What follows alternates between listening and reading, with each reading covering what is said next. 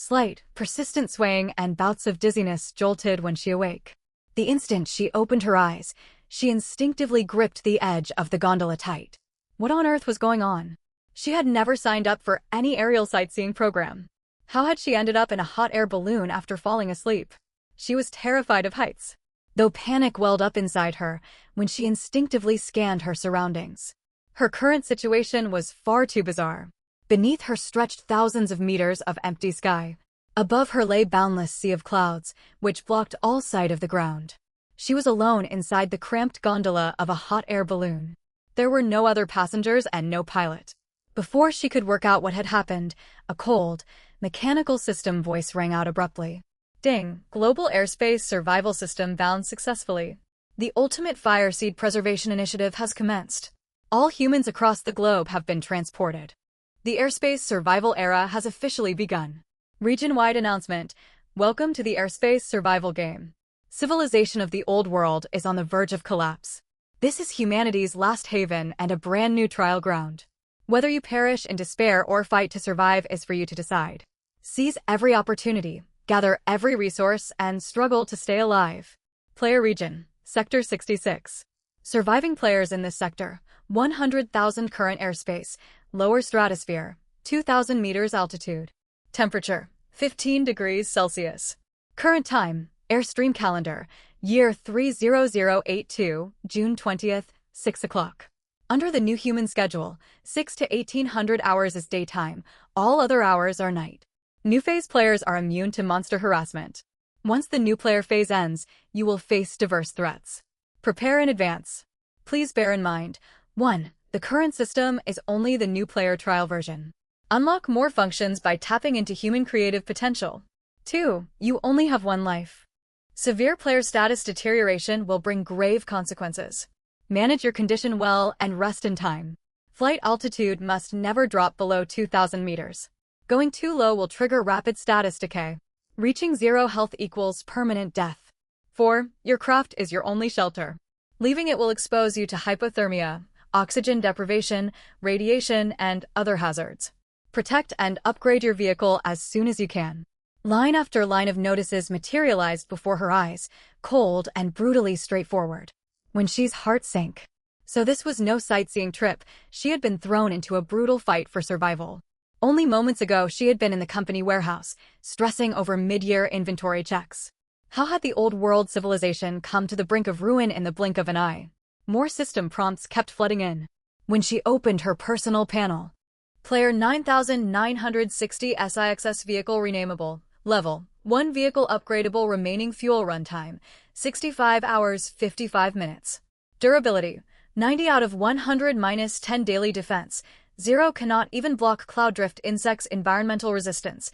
60 resists basic high altitude pressure, low temperature and radiation erosion safety rating. Grade E no disaster resistance, no anti-plunder capability expandable facilities.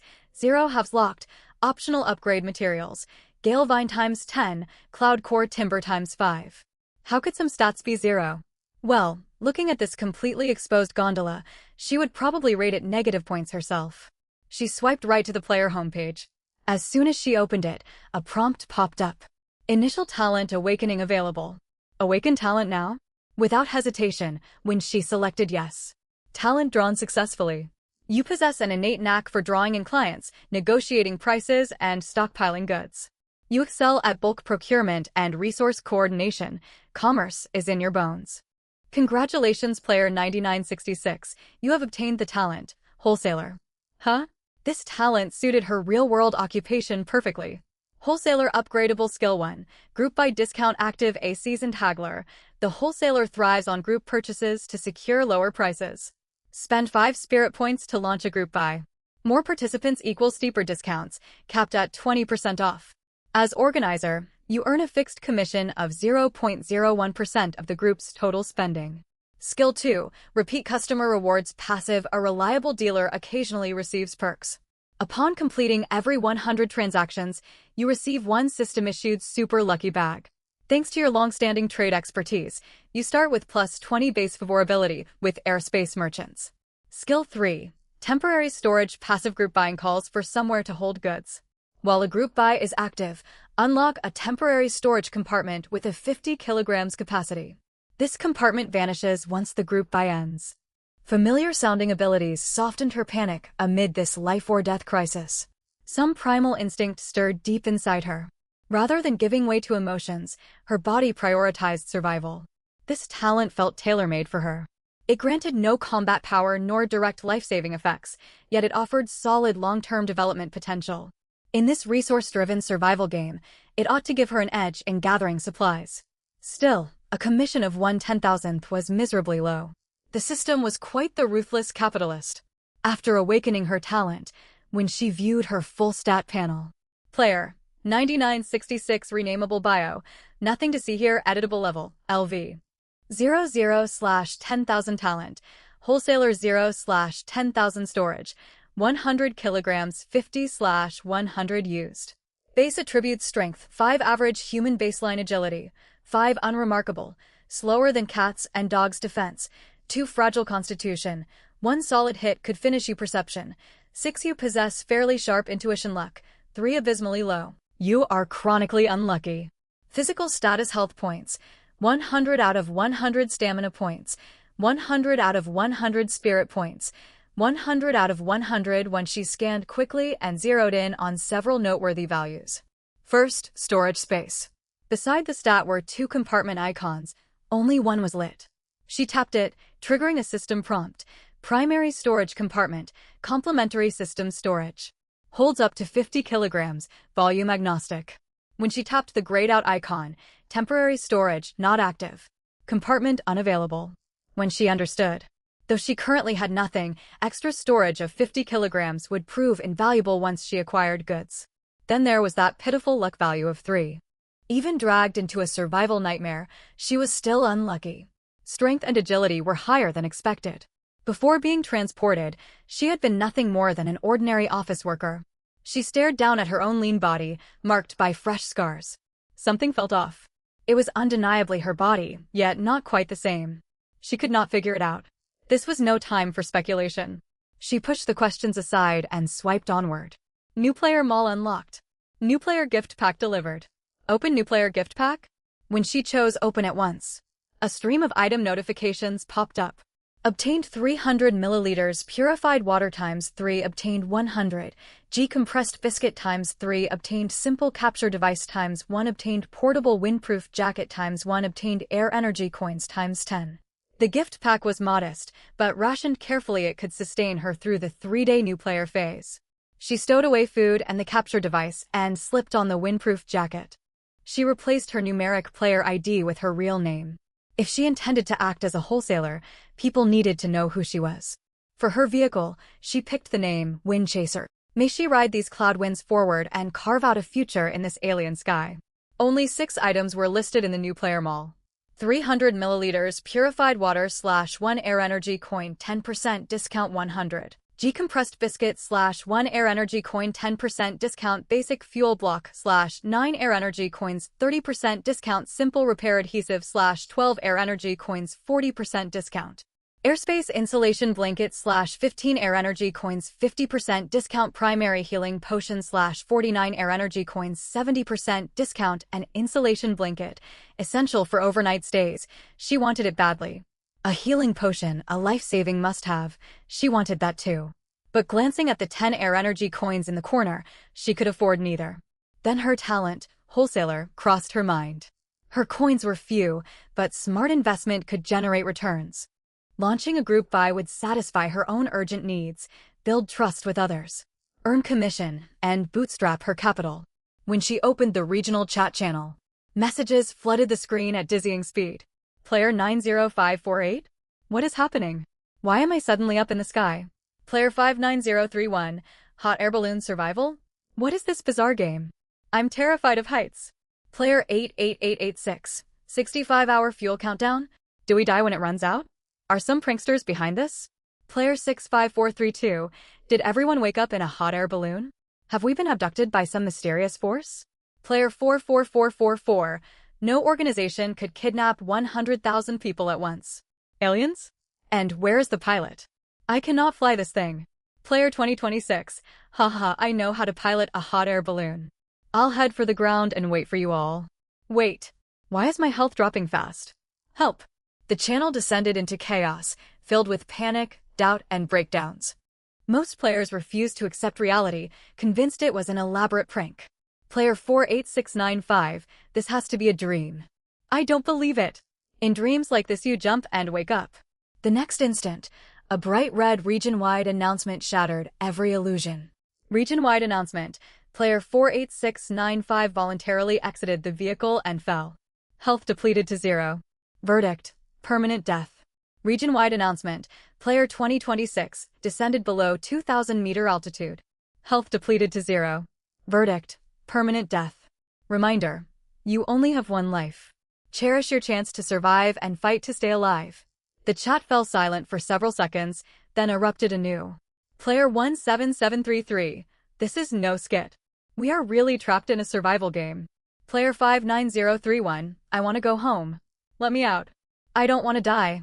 Despair spread rapidly. The feed filled with desperate cries. When she felt heavy-hearted, yet she knew wallowing in emotion solved nothing. Surviving came first. She had planned to start a group buy, but right now most people were too distraught. Her post would simply drown under the flood of messages. She would survey her surroundings instead. Closing the system interface, she examined her new home. The balloon envelope seemed stitched together from some kind of animal hide. Its gray fuzzy surface bore faint golden markings. Half a meter above the gondola sat the fuel burner. Heat billowed upward through its chimney into the balloon. Drawing near the burner, she heard its roaring flame and felt its warmth. Thanks to it, she was not freezing despite being 2,000 meters up. The tightly woven gondola was built from unfamiliar wood and vines. Roughly 2 meters long, 2 meters wide, and 1.5 meters tall. One corner housed the burner control valve. An exhaust rope was tied to the handrail beside it. A pair of fire tongs lay on the floor. When she touched the fuel control valve, a prompt popped up. Warning: manual operation intent detected. Wind chaser is currently on auto cruise. Exit automatic mode. After exiting, you must manually maintain altitude. Misoperation may cause envelope depressurization and a crash. Proceed with extreme caution. When she flinched in fright and shouted no. No. No. There was no way she dared risk a fatal fall through clumsy handling. She suspected player 2026 had met their end exactly this way. Still, if she planned to live here, she needed to learn to operate the craft. Once her heartbeat steadied, she read through the system instructions carefully and grasped the basics. Right now the balloon climbed slowly at 10 meters per hour and fuel consumption was calculated for that rate. Turning up the burner heated internal air and lifted the balloon. Pulling the overhead exhaust rope cooled the air and brought it down. As for horizontal movement, at this stage she could only drift wherever the wind took her. She checked her panel. Current airspace, lower stratosphere, 20-32 meters. Temperature, 17 degrees Celsius. Dropping altitude was out of the question. She dared not risk going below 2,000 meters. Gaining altitude, however, was worth trying. Taking a deep breath, she reached out and twisted the valve firmly. Boom! The burner roared, surging heat into the envelope. The gondola jolted violently and accelerated upward amid a sense of weightlessness. When she's heart raced as she watched the altitude readout climb from 2032 to 2035, then 2040. Enough. Stop. Seeing the fuel timer ticking down, she winced and twisted the valve shut, switching back to auto cruise. This fuel was literally counting down her lifespan. Having mastered altitude adjustment, she picked up the long heat-resistant tongs on the floor. This hook and tongs hybrid tool was meant for feeding fuel into the burner. It weighed a fair amount, yet its long handle let her stand safely on the gondola floor and swing fuel into the burner's side hatch. Until I get a proper weapon, you are my trusted last resort. She hefted the tongs, feeling marginally safer. All this activity cost her 10 stamina points and left her worn out. Yet observing her wall-less gondola, her sense of disorientation faded. Even starting from zero, she could slowly build herself a home amid these endless skies. Still, her nearly empty resources made her anxious. She picked up her simple capture device and read its description. Simple capture device. Retrieve supplies within a 10-meter radius. Each use costs 5 stamina points. Daily uses. 10 out of 10 note. New player phase supply drop probability increased by 50%. High chance of obtaining vehicle upgrade materials. As soon as she activated it, another system alert arrived. Ding! Daily missions refreshed. New player simple mission, airspace salvage mission requirement. Use the capture device to successfully salvage 10 airspace supply drops. Mission reward, air energy coins times 10, basic fuel block times 1. This mission paired perfectly with her capture gear. Without delay, she carried the device to the gondola's edge. Though named a capture device, it resembled an electric fishing net. Outside the gondola swirled thick gray-white cloud. Far below, the planet was nothing but murky black haze. She could not tell what she might fish up. She forced herself not to stare down into the endless cloud void. Fear of heights was human instinct, but overcoming it was essential for survival. To avoid being pulled overboard, she secured the capture device's base firmly to the gondola's woven strap, then pressed the trigger. Click! With a mechanical snap, a milky white fine mesh net unfolded from its casing, opening into a conical shape. It covered the air 15 meters ahead. A faint gravitational pull along the net rim drew nearby debris inward. When she gripped the handle firmly, feeling faint tugs from the clouds, a 10-minute countdown lit on the device.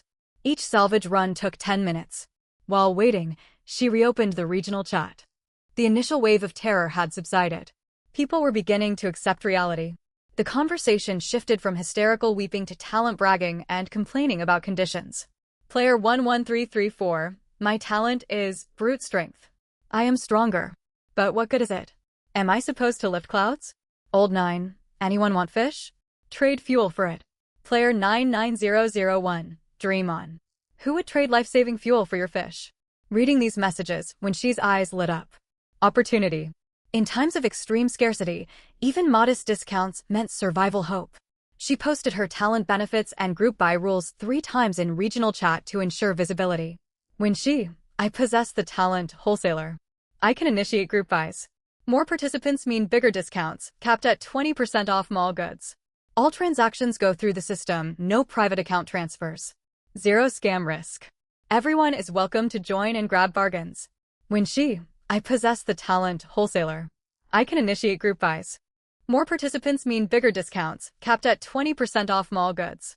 All transactions go through the system, no private account transfers. Zero scam risk. Everyone is welcome to join and grab bargains. Wenxi, I'm a talent-based wholesaler who can launch group by pooling. The more participants there are, the bigger the discount. Goods from the mall are capped at a 20% discount. All transactions go through the system, no private account involvement, zero fraud risk. Everyone is welcome to team up for great deals. As the message popped up, the normally lively public chat fell briefly silent. Then skeptical bullet comments flooded the screen. Scammer sucks. Is this another scam? Right at the start someone scammed me out of 2 ether coins. At player 79853 you scammer, give my coins back. Player 112233, free lunch? 20% off? Do you take us for fools? You're probably planning to run off with all the resources. Lucky he, don't fall for it. What if you pay and get nothing in return? Who will take responsibility for our losses? Clearly, some players had already been scammed. Wenxi sighed. Unscrupulous people showed up no matter the circumstances, and wariness from others was perfectly understandable. Wenxi, official statement, all ether coins paid for this group buy will be collected solely by the system. Not a single coin will pass through my personal account. All purchased mall supplies will be delivered directly to each player by the system. The whole process is fully transparent with zero fraud risk. This direct clarification dispelled most players' doubts. Evidently, some sharp-minded players had already verified the reliability of system-handled transactions. Skeptical comments faded away, and new debates sprang up one after another. Asiat, why didn't you say this earlier? I've already spent all my ether coins. Survivor 001, don't rush. Ether coins are scarce right now. Wouldn't it be wiser to save them for critical supplies like thermal blankets and healing potions? Wasting them on trivial items is plain foolish. Cloudcino.1, LOL, survival is hanging by a thread. Are we supposed to hoard coins and wait for death? Food, water, and fuel should be our top priorities to stay alive. Players argued back and forth, and the public chat buzzed with activity once more. Inside the hanging basket, Wenxi watched the flood of arguments and fell into a short moment of hesitation. Every player only started with 10 ether coins, so available supplies were limited. Low-priced water and biscuits guaranteed basic sustenance. Fuel blocks kept aircraft running, and other precious items were simply out of reach for the time being. Wency shook off her hesitation and activated her talent skill to launch the group by pooling event. Player Wency uses group by discount. Successfully placed order, 300 milliliters purified water ×1. Player Wency uses group by discount. Successfully placed order, basic fuel block ×1. 10 ether, coins deducted. Discounted amount will be refunded to player account once group by closes. Talent commission settlement mechanism locked. Commissions will be issued collectively after group by ends. Group by time limit may be manually closed early or auto terminates in 2 hours. Temporary storage passive activated. 50 kilograms temporary storage space now available. After she placed her opening order and shared the link to the regional channel, the system pushed a notification, region, wide group, by activated. Group, by participants, 1. Unlocked discount, 0.01% off. Group, by participants, 1,000. Unlocked discount, 5% off. Though debates and doubts persisted, participant numbers kept climbing. Watching the constantly updating participant count in the back end, Wency curved her lips. Her first step toward survival was well underway. Beep, beep, beep. While she monitored the back-end data, her capture device hummed softly as its countdown hit 0. A pulling force took hold. Wency quickly hauled in her capture net and retracted the hanging basket. 3 items clattered onto the floor. Salvage success. Obtained Wind Whisper Vine ×2, floating, stone shard ×1. All 3 were items she had never seen in the real world. Wind Whisper Vine was flexible and lightweight, one of the weaving materials for hanging baskets. No description was given for the floating, stone shard, but as its name suggested, it was surely related to the core buoyancy of aircraft. The new player drop rate bonus really worked. Even with only 3 luck points, she had gotten valuable loot on her very first salvage attempt. Seizing the moment, she targeted more faint shapes floating nearby and kept firing the capture device. Salvage success. Obtained cloud, core wood ×1, drift cotton ×3. Salvage failed. Better luck next time. Salvage attempts could fail. Wency stared at her empty capture net and sighed. Upgrading her aircraft would not be as easy as she had hoped. After 7 more net launches, a pile of strange materials littered the hanging basket floor. Wency gasped for breath as she retracted the capture device, and a prompt popped up. Remaining salvage attempts, 0 out of 10. Daily salvage attempts exhausted. Reset at 6 o'clock tomorrow. Wency glanced upward. The sky was noticeably brighter than when she had woken at 6 o'clock that morning. It was now 9:14. Salvaging had eaten up quite a bit of time, but the haul had been worthwhile. She stowed the capture device in her storage slot and sorted through her salvaged goods. Obtained drift fish ×1, floating, stone shard ×1, wind whisper vine ×7. New player quest completed. Please collect your quest rewards. Congratulations player Wency for completing the new player quest. Ranked 6th in sector 66. Reward, iron chest ×1. 6th place? Wency was pleasantly surprised. That ranking was far higher than she had expected. Many players were still trapped in panic or stuck on salvage attempts. A plain 60-centimeter long iron chest materialized at her feet. Its surface was entirely black with no patterns, fitted with a simple brass latch. Wency rubbed her hands together and eagerly lifted the lid. Only 3 items lay inside. Obtained ether, cloud crystal ×100, basic fuel block ×3, minor healing potion ×1. True to chest rewards.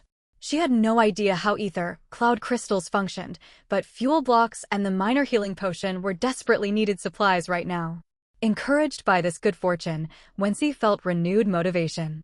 She carefully stowed everything in storage. The water-resistant iron chest would stay in the hanging basket to hold miscellaneous odds and ends. Among her remaining loot, cloud, worm ×6, aqueous algae ×2, cloud, core wood ×1, glimmer, dust crystal ×8. Ether, coin, ether, cloud crystal, glimmer, dust crystal, their names were so similar. Could they be connected somehow? She still needed 1 more wind whisper vine and far more cloud, core wood. Drift cotton was soft and warm, though there was too little of it. If she gathered enough, she might sew herself a proper quilt. The fish and algae looked edible, but how was she supposed to prepare them? She glanced around her crude hanging basket. There were no pots, bowls, or utensils. Eating raw was out of the question.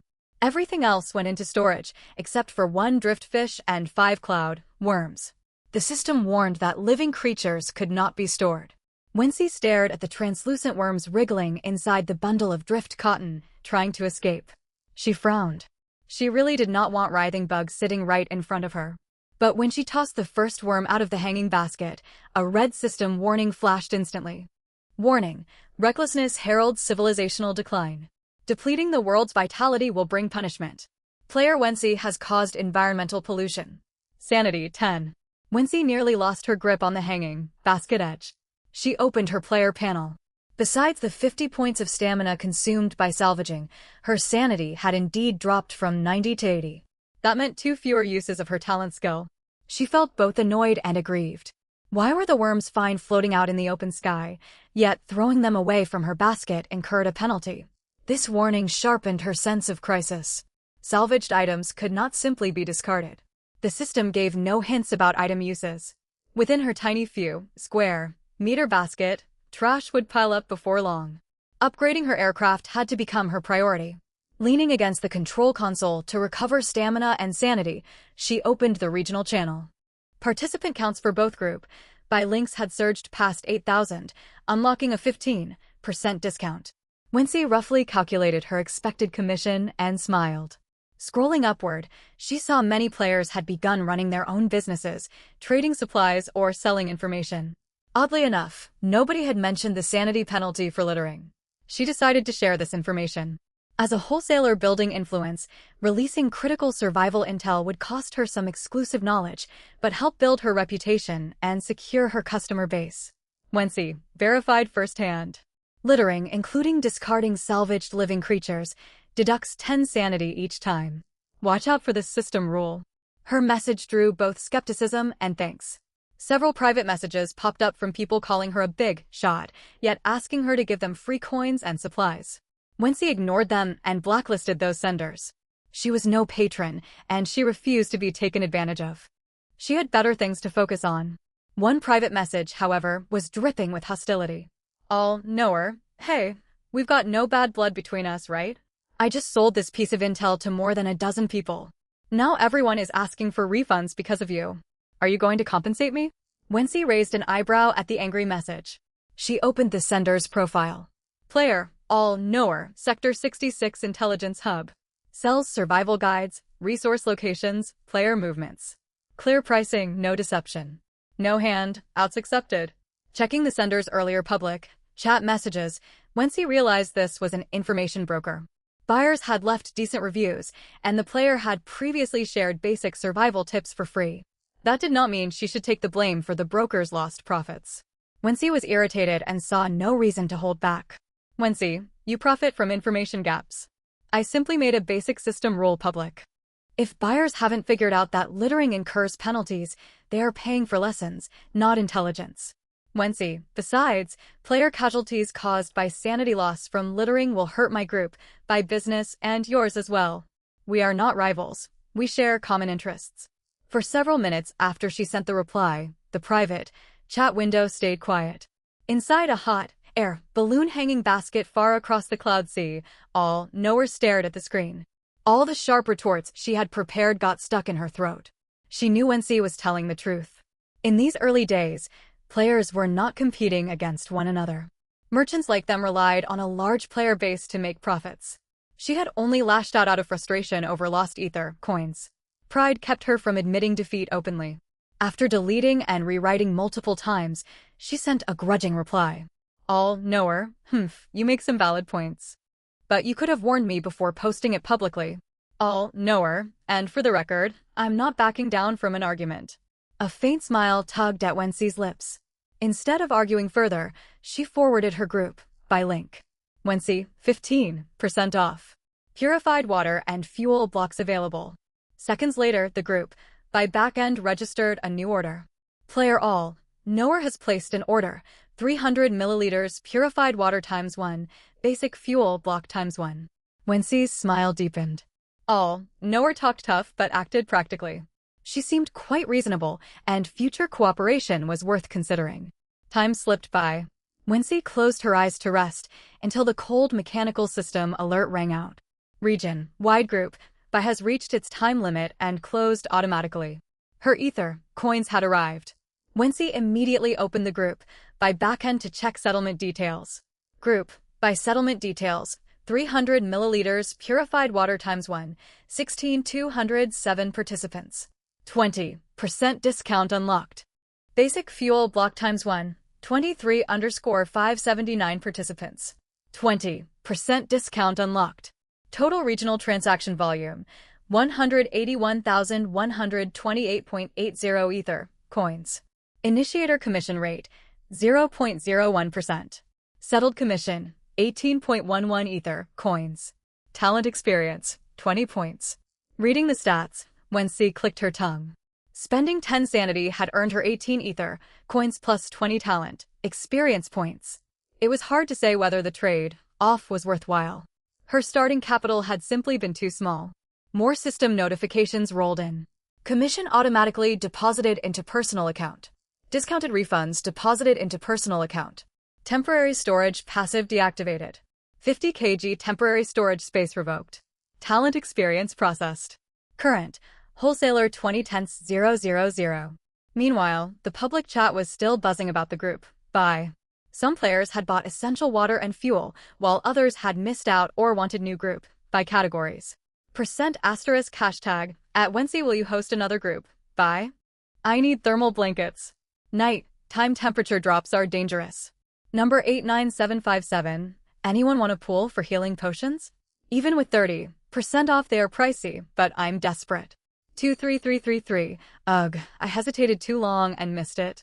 Begging for another fuel group, buy. Countless messages begged for new group, buys. Wensi could almost imagine ether, coins pouring in. Yet, even with her refunded discount, her total balance was only 30.11. Far too little to open a group, buy for healing potions. Besides, new player immunity kept most players safe from monster threats, so few would spend coins on healing potions right now. Taking player feedback and her own balance into account, she launched 3 new group buys for 100g compressed biscuits, simple repair adhesive, and aerial thermal blankets. The regional channel remained busy. With limited currency and piles of poorly understood salvaged materials, many players posted trade offers. Wensi browsed the messages, hunting for useful clues. Player 79456, 1 wind whisper vine for 1 bottle of purified water. Anyone interested? Sue, anyone want floating stone shards or cloud worms? I'll take almost anything in exchange. Drunken Sunset, permanent buyer for aqueous algae. DM for prices. Selling algae salad, high nutritional value. DM me. The chaotic assortment of trades filled Wensi with confusion. Less than a day had passed since players arrived in the aerial realm. Everyone fished up random, poorly understood loot, essentially blind boxes from the sky. Yet many players traded recklessly. Some even bought obscure materials and sold processed goods. Were they just guessing blindly, or did certain players possess item, identification tools, or hidden talents? As Wensi puzzled over this, a system announcement popped up, silencing all scrolling chat. Hi, frequency player. Initiated barter activity detected. Unlock conditions met. Sector 66 official trading system is now online. An official trading system. The system unlocked new features in response to player demands. Wensi quickly opened the trading interface. Its layout was straightforward. 3 tabs for sell, buy request, and appraisal. System. Mediated trades bound both parties to automatic agreements. If goods were mismatched or delivery timed out, the system would compensate the wronged party by deducting items from the defaulting player. This feature could not have come at a better time. Previously, players struggled with unknown, use items and unfair trades, hoarding useless goods in precious storage slots.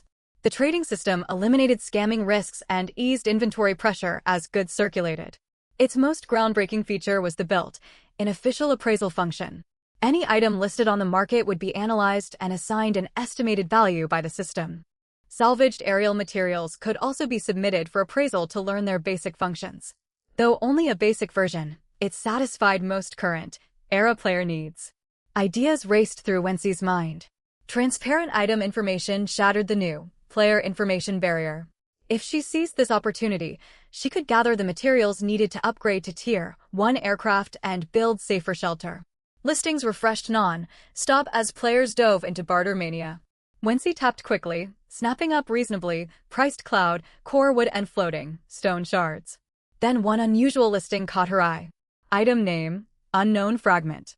Quality, function, price, 30 ether, coins or equivalent trade goods. All question marks. Wency's eyes widened, her heart pounding. Items unidentifiable even by the system were either worthless trash or extraordinary treasures. Her gaze flicked to her balance display. Ether, coins, 0.11. Reason screamed, no money. Even with money, reckless gambles were foolish. Yet her intuition urged her to acquire the fragment. She stared at the grayed out expandable facility 0 halves label on her aircraft panel, took a deep breath, and messaged the seller. Wency, hello. Is there room to negotiate on the fragment's price? Player, Lucky Leg, High Group, by Leader. This is definitely a great find. The system can't read it precisely because it's special. Nobody's figured it out yet. Wency, no beating around the bush. Would you take one basic fuel block? This is a gamble for both of us, but fuel is critical for survival and flight. The other player did not reply immediately. The typing indicator flickered on and off in the chat header. Wency guessed the seller was negotiating with other potential buyers. Nervousness gnawed at her. She could not tell whether she feared missing the fragment or wasting resources. Still, she resisted the urge to pester. Constant operations and sustained tension had drained her stamina, and hunger bit at her stomach. She pulled compressed biscuits and purified water from storage, leaned against the control console, and chewed slowly while watching the public chat. No other similar fragments appeared in listings. About half an hour later, a private message alert finally chimed. Player Lucky Leg, I see you're sincere, but I have enough fuel for now. How about this? Give me one thermal blanket and 2 bottles of water, and the fragment is yours. Let's call it a friendly deal. Wency raised her eyebrows. The seller had clearly shopped the fragment around and found no other takers willing to pay such a high price. The offer left no room for further haggling, so she agreed. Wency, deal. My thermal blanket will only become available once my group buy finishes in 1 hour. Let's lock in a system agreement now, and we swap immediately after delivery. Player Lucky Leg, alright. Fragment submitted to the system for trade holding. The second round group buy period came to an automatic end.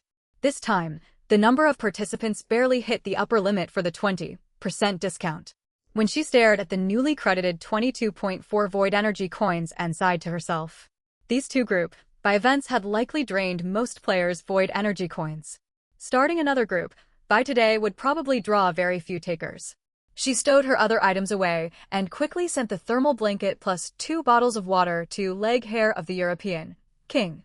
The instant the trade completed, a petal-shaped fragment with a white to blue gradient landed in her palm.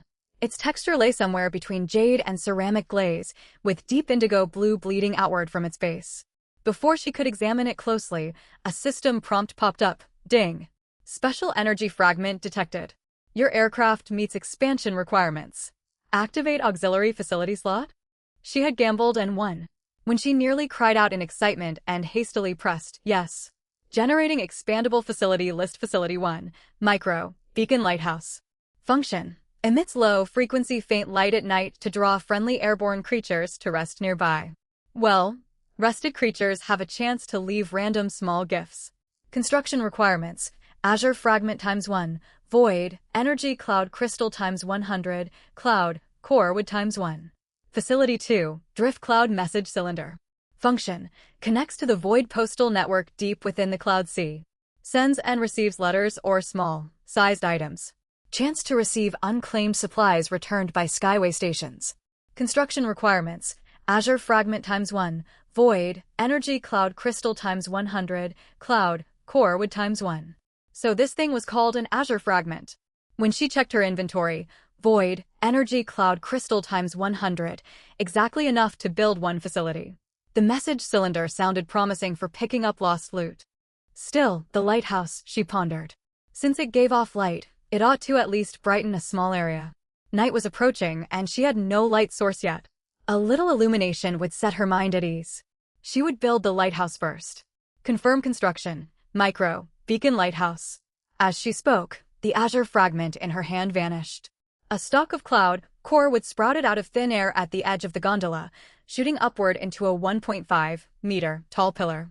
At its top, void, energy cloud crystals formed a cylindrical lampshade. For something named a lighthouse, it looked more like an oversized floor lamp. No more fumbling around in the dark at night. She nodded in satisfaction, wondering whether this lamp would attract some gift-bearing visitors.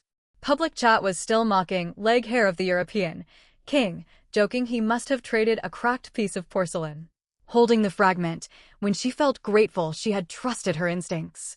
Recalling her 3 luck and 6 perception stats, was this what it meant to compensate for bad luck with sharp intuition? The grayed out drift cloud message cylinder icon taunted her for lacking materials, when she immediately posted a purchase request for unknown fragments on the trade system. Before word of the fragment's value spread widely, she still stood a chance to get a second azure fragment. Right after hitting submit, her stomach rumbled loudly, snapping her back to reality. After this long day, her stamina had dropped to just over 40. She tore open a pack of compressed biscuits and choked them down with half a bottle of water, tasteless, but filling her belly. Current airspace, lower stratosphere, altitude 2,130 m, temperature 17 degrees Celsius. Current time, void, flow calendar, year 30082, June 20th, 1800 hours. As the system notification chimed, the lampshade atop the Beacon Lighthouse in the corner of the gondola lit with soft, warm, orange light. The glow was gentle, almost dim, yet in the pitch-black night sky it shone like a guiding beacon. Light spilled outward, illuminating the whole gondola and faintly brightening a small stretch of space beyond. From afar, Winshe's aircraft resembled a firefly drifting through the night sky, tiny, yet stubbornly alight. Winshe peered around expectantly. Would the lighthouse draw any visitors tonight? 30 minutes slipped by, and the vast night remained utterly still. Disappointment washed over her. She quickly composed herself and let out a helpless chuckle. She could hardly expect guests on the very first night. Progress would have to come gradually. She had little time to dwell on letdown. Night winds turned sharp, sapping heat with every gust. She checked her panel. Temperature had fallen to 14 degrees Celsius. If this trend held, nighttime lows would likely dip close to freezing. Her autumn weight clothing would not keep her safe. She needed to solve insulation urgently. Unfortunately, her only thermal blanket had already been traded away for the azure fragment. She had nothing left. 2 options lay before her: make fire for warmth or buy another thermal blanket. Starting a fire posed problems. She lacked proper containers, and burning her precious stockpiled cloud core wood saved for upgrades would be wasteful. Buying another blanket at full price went against her wishes, and she doubted other players still had spare void energy coins to spend. After much hesitation, when she decided to observe how others coped. Scrolling public chat, she found it had turned into a nighttime marketplace. Amid countless complaints and casual banter, 2 players selling fire-related goods stood out. Seller torch, Guy 99, torches for sale. Only 2 void energy coin each. Burns for 3 hours. Great value, perfect for heating and light after dark. Siwu Luwasi, C, selling stone, basin charcoal kits. Stone basin 5 VC, charcoal 3 VC. 1 charcoal piece burns 6 hours. Safe, no fire, hazard risk. Some players worried open flames might ignite the wooden gondolas.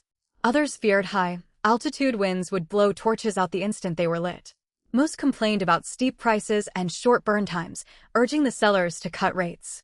Seller torch, Guy 99, rest assured. System, certified wind resistance. Keep torches unlit until the coldest hours of night. Ignite using fuel furnaces to conserve resources. Maximum cost, efficiency. Even so, most players stayed uninterested.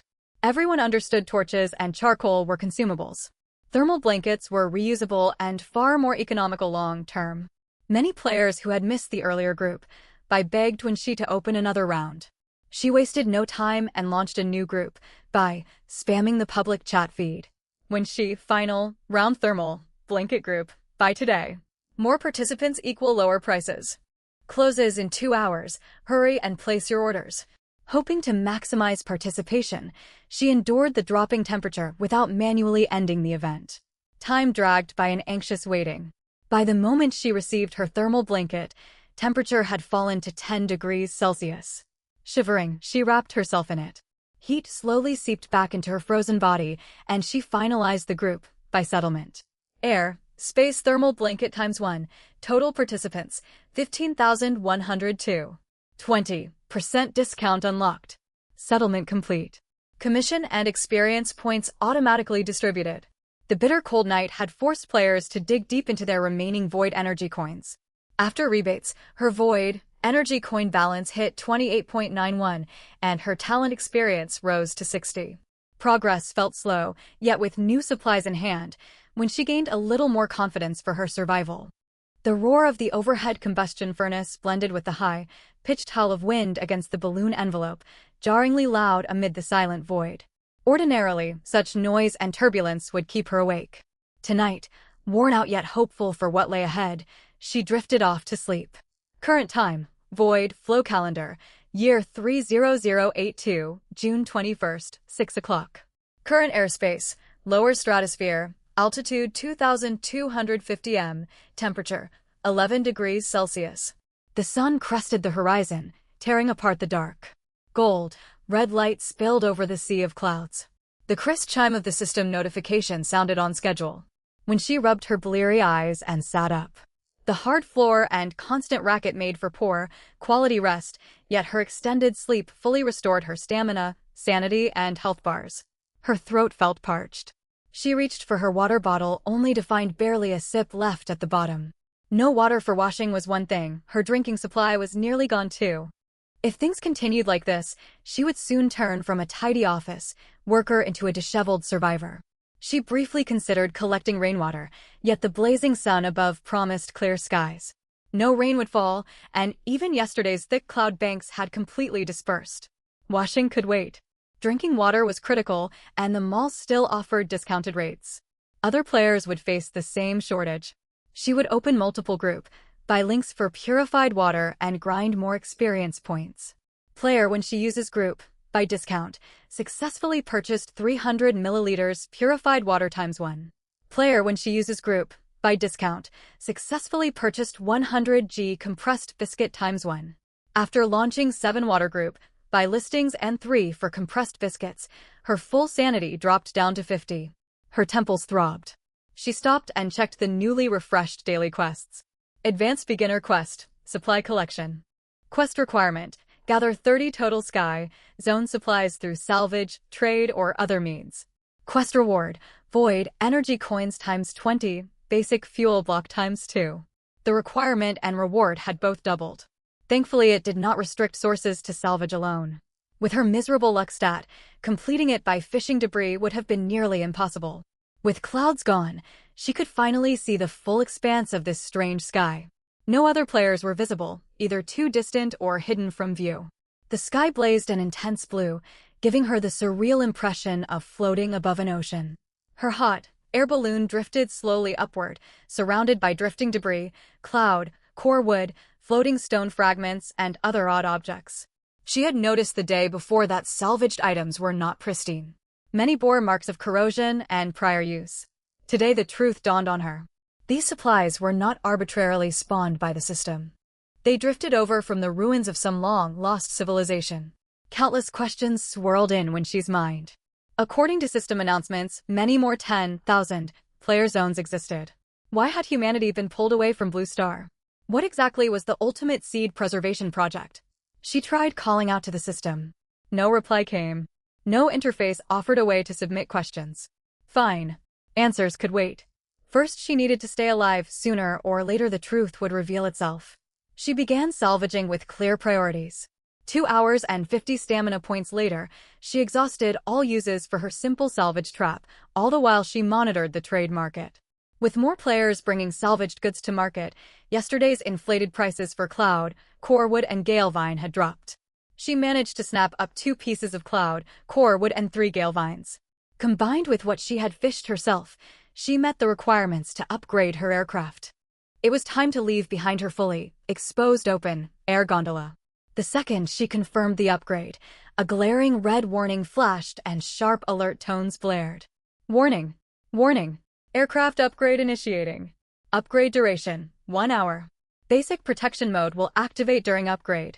Player may face life-threatening hazards. Take all necessary precautions. Bright red text burned across her vision. When she's heart lurched. She had expected an instant build like the lighthouse, not an hour-long high-risk phase. Upgrades could not be avoided, but doing this after dark would be suicidal. Fortune favored the bold. She gritted her teeth and pressed confirm. Acknowledged. Upgrade commencing. Countdown. 59:59. White light enveloped the whole balloon. Galevine and cloud core would reshaped automatically, conforming along the gondola frame. The process unfolded silently, while the red warning kept flashing, a constant reminder of danger.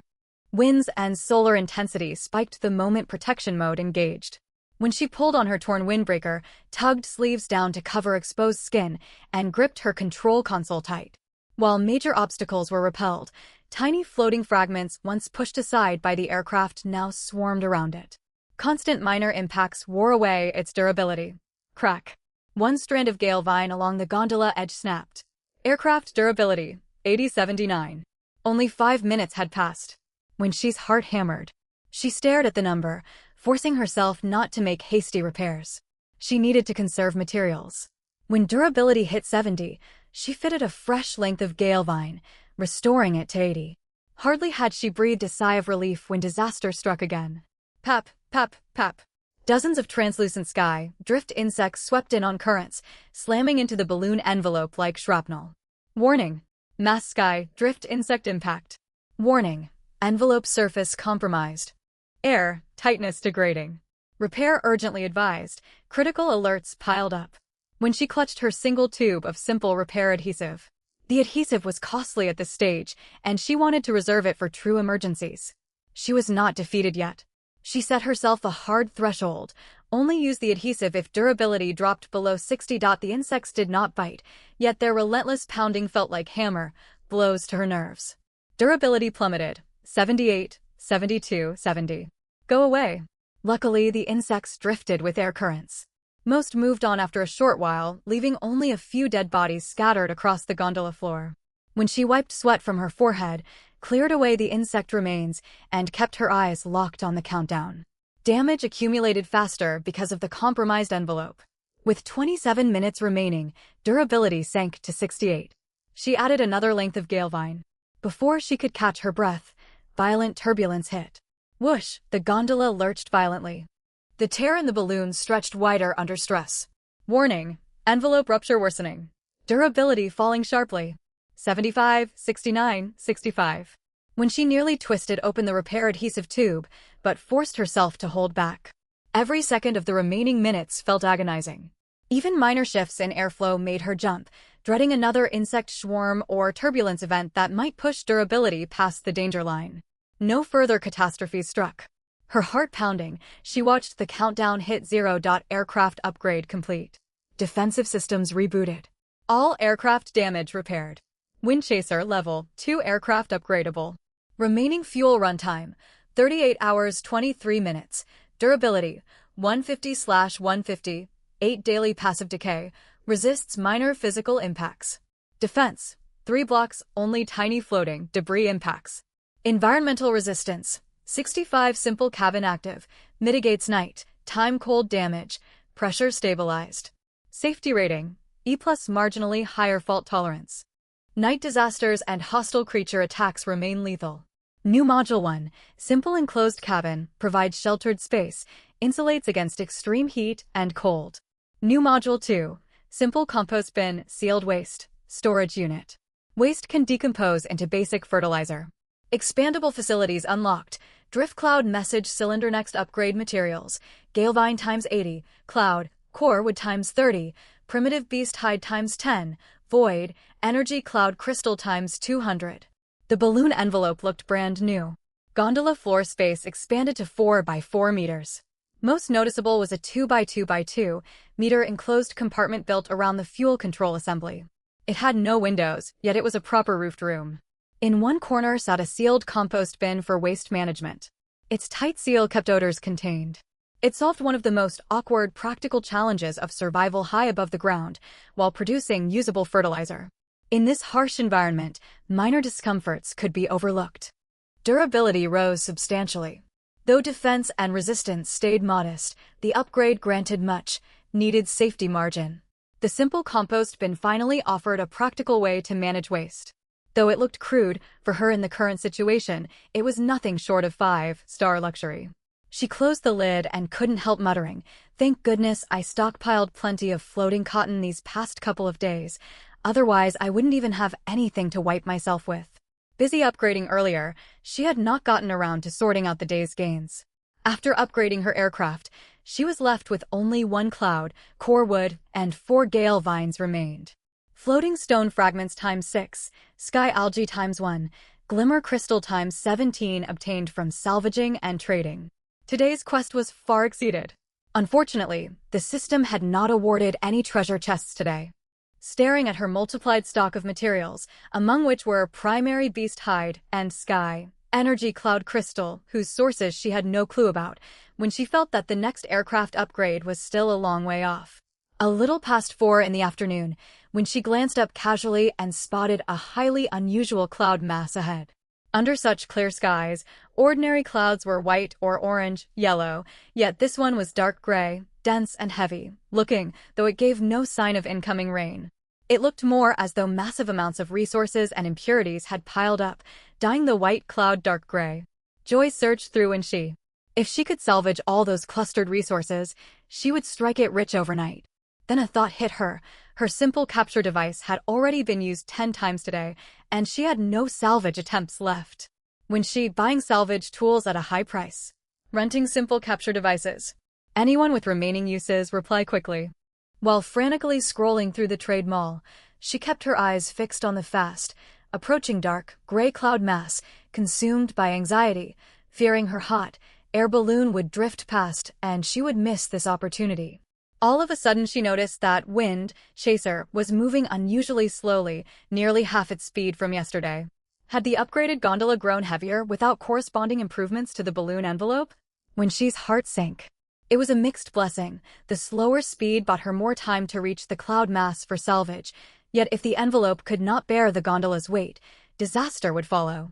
Fortunately, storage compartment weight did not count toward the balloon's load. She immediately stowed nearly 1/5 of her total weight of belongings into her spatial storage. Amid her fret and worry, a private message popped up. "Ching Foam, I have a long-handled dip net. Only 10 uses left. For Sky Energy Coins. Interested? Wenxi 7 Sky Energy Coins for 2.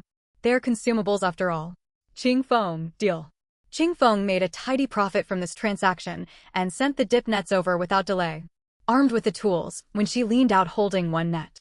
As the hot air balloon drifted slowly toward the cloud mass, she hurried to salvage materials.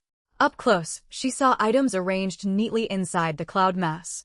This was no jumble swept together by gales, it looked deliberately laid out by someone. The first thing she saw was an animal carcass. After quite a struggle, she slipped it into the dip net and hauled it aboard. It was a spotted cloud martin about the size of a young lamb. Clotted blood rimmed its wounds. It had been grievously injured out in the open and crawled back to its nest only to die. Spotted cloud martin, unique creature of agile, it dwells near resource-rich cloud masses. Its pelt bears natural cloud patterns, dense, soft, heat, insulating and breathable, making excellent leather material. Its meat is tender and savory. Consuming it has a chance to restore physical condition. Wenxi's eyes lit up. Could this leather material be related to primary beast hide? What was more, martin meat could restore physical condition. She proceeded to rummage through the rest of the cloud martin's nest. Limited by the dip net size, she could only retrieve small items. She had no choice but to pass up cloud, core wood and large chunks of ore. Even so, her haul was substantial, a tuft of soft fluff, evidently the martin's fur mixed with dry grass and moss, nesting materials left by the creature. Piles of unknown berries and dried flying squirrel meat, its stored food supplies.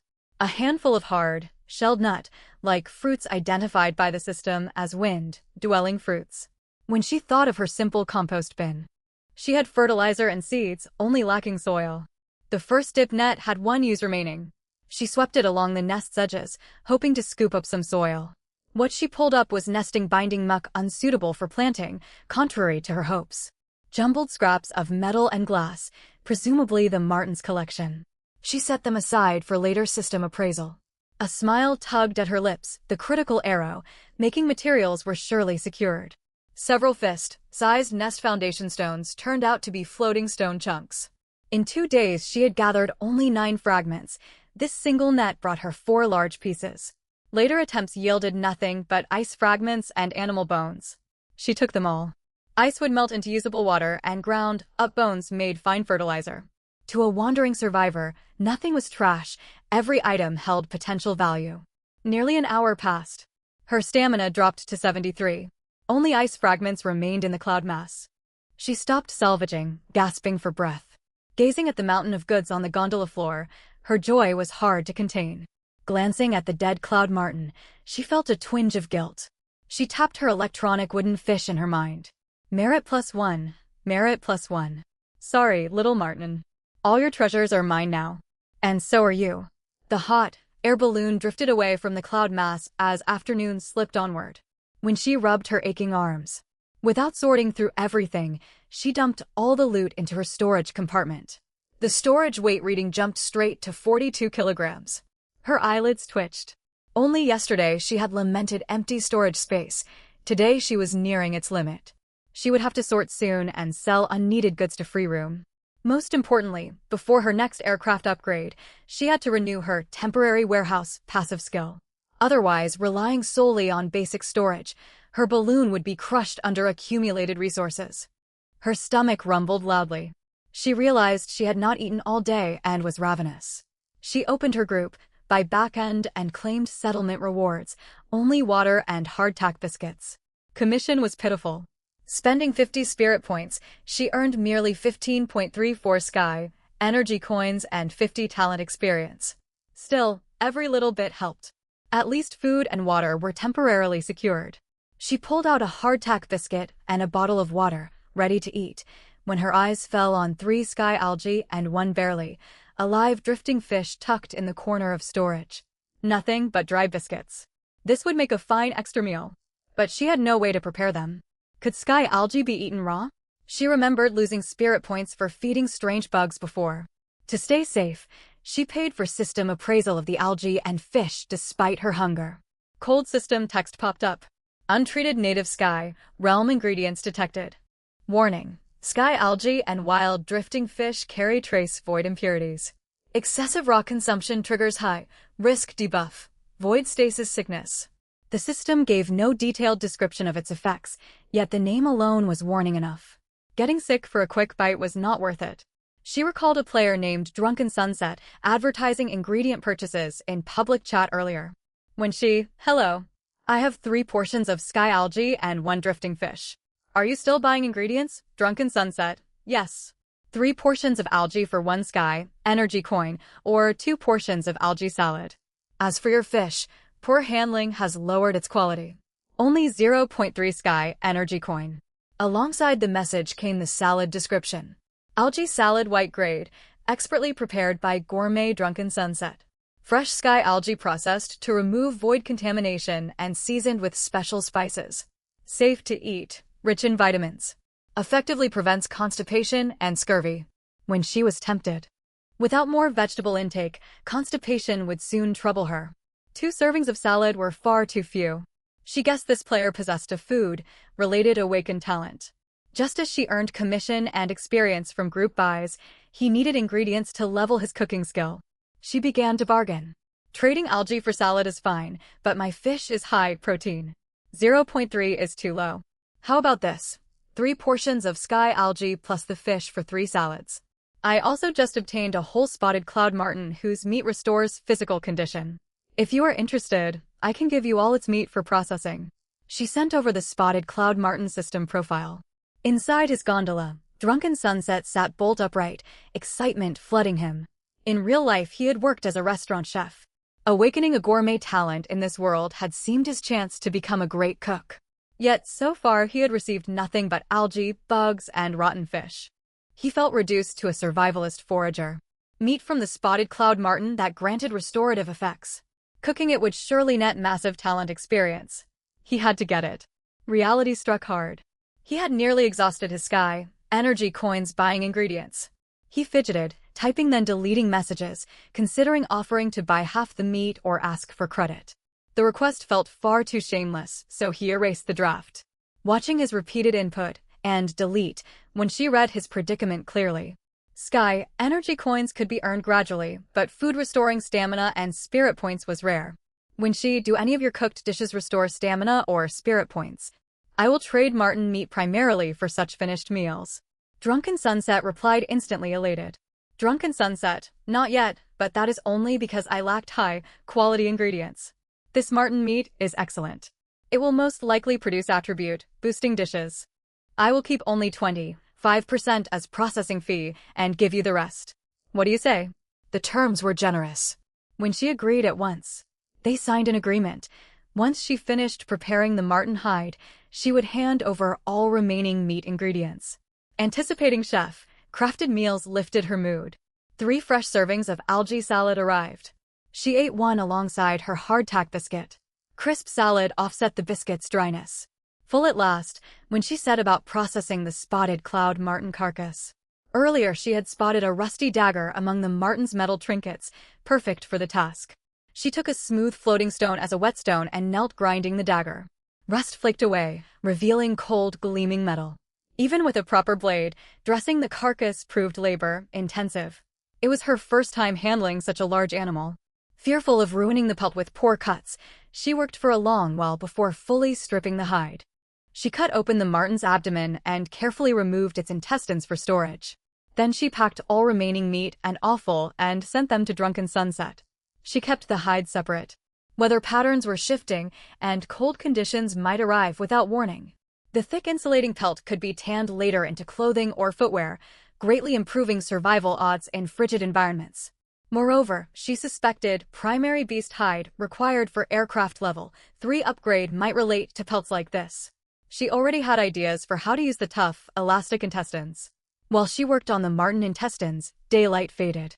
Current airspace, lower, mid-stratosphere, altitude 2,290 m, temperature 21 degrees Celsius. Current time, air, flow calendar year 30082, June 21st, 1800 hours. System notifications chimed. The micro lighthouse lit up, casting soft orange glow that chased away darkness and warmed the small gondola. When she noticed that after upgrading the hot air balloon, the micro lighthouse no longer illuminated the entire gondola. She had hoped aircraft upgrades would improve the lighthouse, yet no change occurred. No upgrade available label appeared. Perhaps special materials were needed, similar to building recipes. A blue fragment might hold clues. She washed her hands with melted ice water left from rinsing intestines, tidied her workspace, monitored public chat, and opened the trade mall. Nightfall limited visibility, and most players ceased daily work. Public chat buzzed with activity. Only one day had passed, yet mall offerings had grown far richer. Crafted goods appeared in great numbers. Scrolling like browsing an online shop, she hunted for bargains. An icon caught her eye, a crude stone pot priced at 4 sky energy coins. Its size matched the stone basin sold by Siwujio Wuxi the previous day, and it was made from floating stone.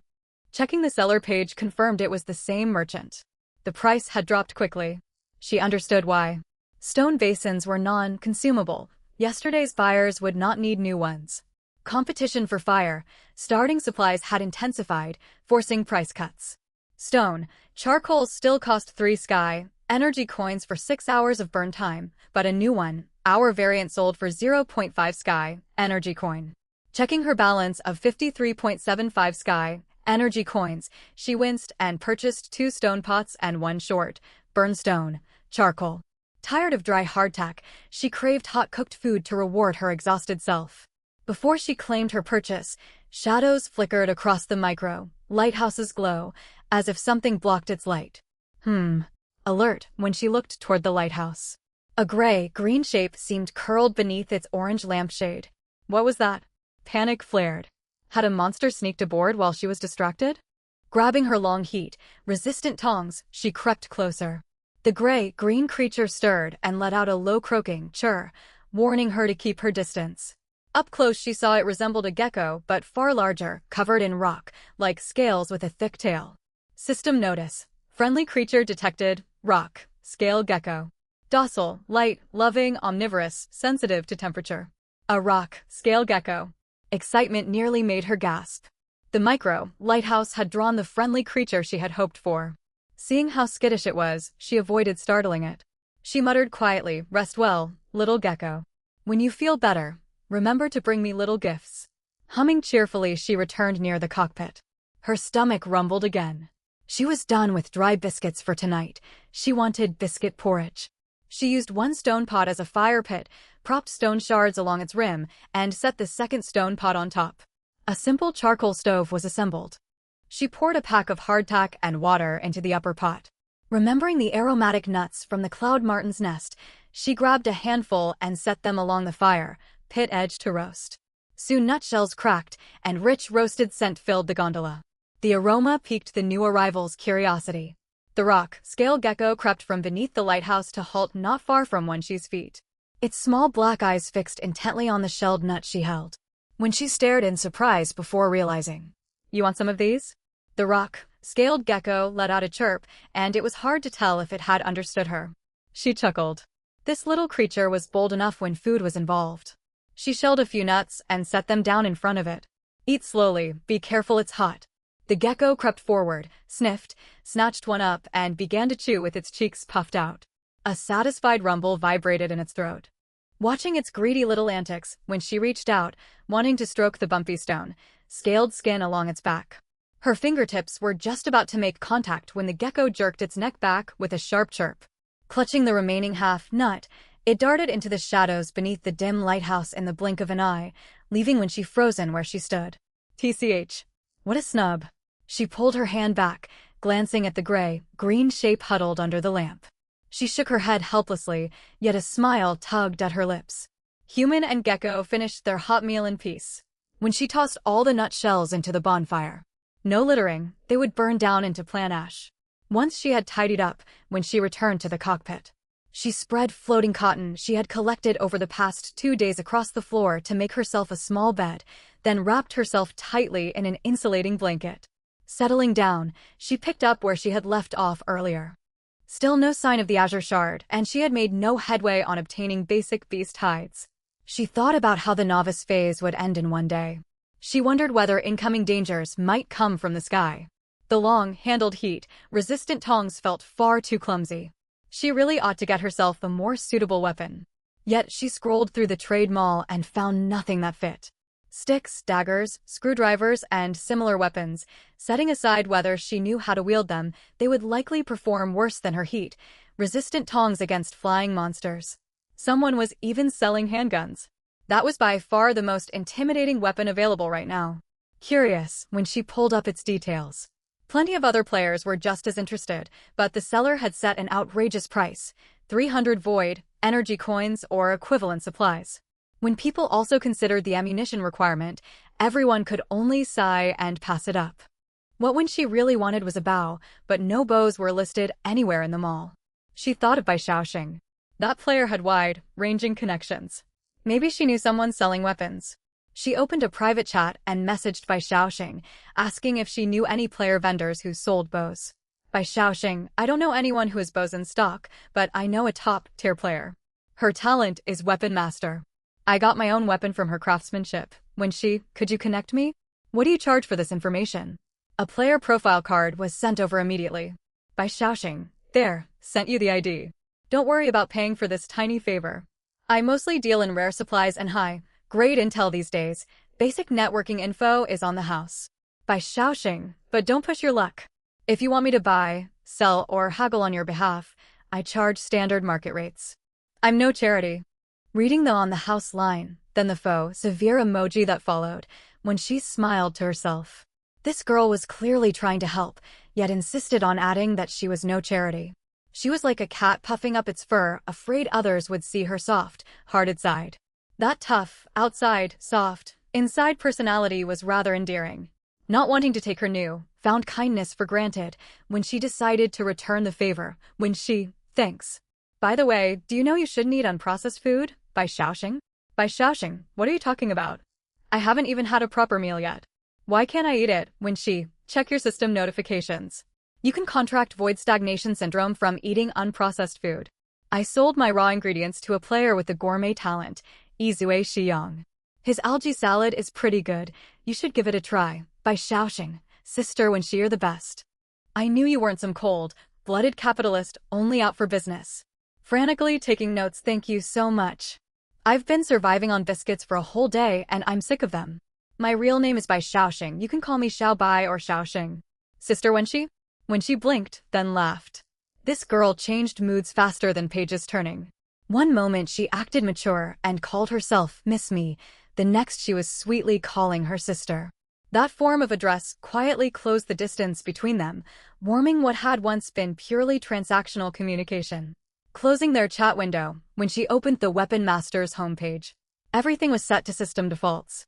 The profile only read crafts weapons. The player ID was too lazy to think of a name. Was this person actually reliable? Skeptical, when she sent a message, hello.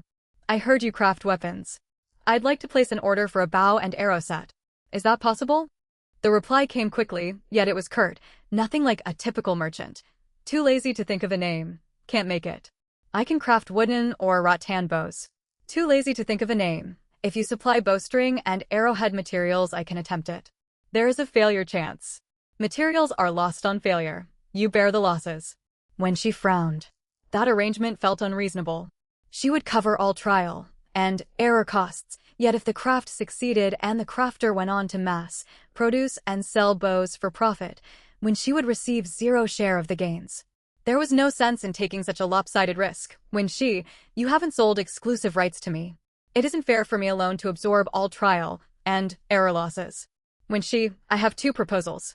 First, if the first craft fails, I will resupply materials or pay equivalent void energy coins, and you guarantee I receive the first finished bow. Second, I cover all of front losses, and you give me a cut from every bow and arrow set you sell afterwards. There was a short pause before the reply arrived. Too lazy to think of a name. I pick option 1. Source bowstring and arrowhead materials. First finished product goes to you. When she exhaled in relief. This player spoke very little, yet was reasonable to negotiate with. She asked what materials were already on hand and what else was needed. Too lazy to think of a name. I have wooden feathers. Missing bowstring material and metallic arrowhead material. When she's heart lifted. Once more she mentally thanked the spotted cloud sable that had given up all its possessions. She rummaged through the haul she had fished up that afternoon, picking out a fist-sized chunk of dull silver metal, along with cleaned cloud sable intestines. She sent over screenshots of their system appraisal descriptions. These are my flexible material and metallic material. Can you work with them? She assumed the intestines would work for a bowstring, yet she could not be certain about the metal. Her basic system appraisal could not reveal its exact properties. A specialist would need to judge. Moments after sending the message, she got a response. Too lazy to think of a name. Intestines are usable. The metal should work. System data is too limited. Send them over for me to test. They haggled briefly more, then formed a system contract. When she paid 10 void energy coins for labor and partial material costs, and sent across the metal chunk and the sable intestines, on the other side of the public channel, too lazy to think of a name set the delivered intestines aside. But when her gaze landed on the dull, silver metal, tired eyes behind thick glasses blazed with sudden fervor. She eagerly picked up the chunk. Where her palm made contact, the surface rippled almost like liquid mercury, as if it possessed a life of its own. The density, the toughness, she muttered, barely holding back excitement. As a former materials science researcher, she had seen all kinds of bizarre void origin substances over these 2 days. This metal outshone everything else she had encountered so far. Ignoring incoming messages from she activated her skill material deconstruction. As her finger touched the metal, data unfolded on her panel. Deconstruction result: void, tempered steel blue grade, possesses shape, memory toughness with a mild self-repair property. Resists conventional high temperature smelting, requires high frequency forging. Just as I thought. A smile tugged at her lips, the thrill of stumbling onto a groundbreaking research topic. Unfortunately, there were no electron microscopes or spectrum analyzers here, only her swaying hanging pod and a crude forging bench. That would have to be enough. She had a hunch this forging job would fulfill the order and push her talent progress bar forward by a massive margin. She ignored all outside notifications and threw herself wholeheartedly into this fascinating project. Tonight, undisturbed, she would use primitive forging techniques to work this strange metal from the void. She intended to finish forging the bow before dawn. Back with when she had sent a follow-up message telling the crafter to speak up quickly if the materials proved unfit, as she had alternative metal pieces to offer. Her message went unanswered. If not for the binding system contract, she would have feared she had been scammed. A different private chat flashed. Reading the message, when she smiled, Izue Shiyang, time was tight, I only managed 10 servings of roasted ribs. Got lucky. 80% carry stat bonuses. Izue Shiyang. By the way, do you still want the unusable skull and hard bones left over? When she asked for a small selection of straight bones, she planned to grind them later into bone chopsticks, spoons, and small blades. She told Izue Shiyang to dispose of the rest as he saw fit. Izue Shiyang. Also, if I gather complete side ingredients, I can make more than 50 dishes from this stable. I could even develop medicinal-style cuisine for stronger stat boosts. Please come to me first whenever you get new ingredients in the future. Let's squeeze every bit of value out of them, when she readily agreed. More stat-boosting food to restore her condition would only benefit her. On the topic of ingredients, Izue Shiyang sent another note. Izue Shiyang. Also, I tried cooking sun-dried cloud driftworms in soup today. It tastes fresh and sweet, highly nutritious. Dry any you salvage and stock them. Sell batches to me. When she suddenly remembered the 11 cloud driftworms laid out to dry on the floor of her pod, she picked out 10 well-preserved ones and sent them over, keeping one to make soup for herself later. She accepted the incoming delivery. 10 leaf-wrapped servings steamed in her hands. The moment she unwrapped one, rich meat aroma, mixed with herbal fragrance, washed over her. After 2 days of dry biscuits, her mouth watered. Roasted spotted cloud sable ribs, fine grilled dish, rich and mellow without greasiness. Restores 5 spirit immediately. Grants minor spirit resistance boost for 30 minutes. Excellent loot. When she was delighted, she fought the urge to hoard it and ate a rib slowly. Her spirit value, which had only climbed back to 83, jumped straight to 88. Earlier that day she had run 10 group buys for low-priced goods, plus 1 for fuel. She had earned very few void energy coins and barely gained talent experience. Nothing pressing was happening at night. She might as well launch another round of group buys before sleeping to recover her condition. It was a shame these ribs had arrived late. She could have saved a pack of compressed biscuits if they had come sooner. She opened them all. Pushing close to the limit of her balance, she created group buy links for biscuits, fuel, repair adhesive, and insulating blankets. Her remaining 4 void energy coins still went first to stock up on water. Spirit drained rapidly. Her head throbbed painfully, and her vision began to blur. Still, she forced herself to finish setting up the final link. The novice phase was almost over. She had to stock up while mall discounts were still active. System notice. Detected player when she has launched frequent group buys in a short time, entering extreme overdraw state. System notice. Congratulations, you have obtained title Mad Wholesaler. Maximum Spirit +5. System notice. Special feature unlocked. Advance pre-order. Schedule group buys ahead of time. Spirit points will only be deducted when the group buy officially starts. System notice. Special feature unlocked. 1. Click batch listing. Bundle multiple goods into one group by listing. No negative impact on player orders, settlement, or talent experience gain. The stream of system alerts felt like heavenly music. When she fought through her throbbing headache, reading over her 2 new unlocked features, eyes bright. When she had run group buys for water and compressed biscuits earlier, players had messaged her and posted in public chat asking when other supplies would go on sale. Others had complained that spreading listings apart was frustrating. If too few players joined a single listing, nobody would receive the discounted price. She could only smile bitterly at those complaints. It was not that she refused to post everything at once. Constantly monitoring the panel every 2 hours was draining. She could not stay online non-stop.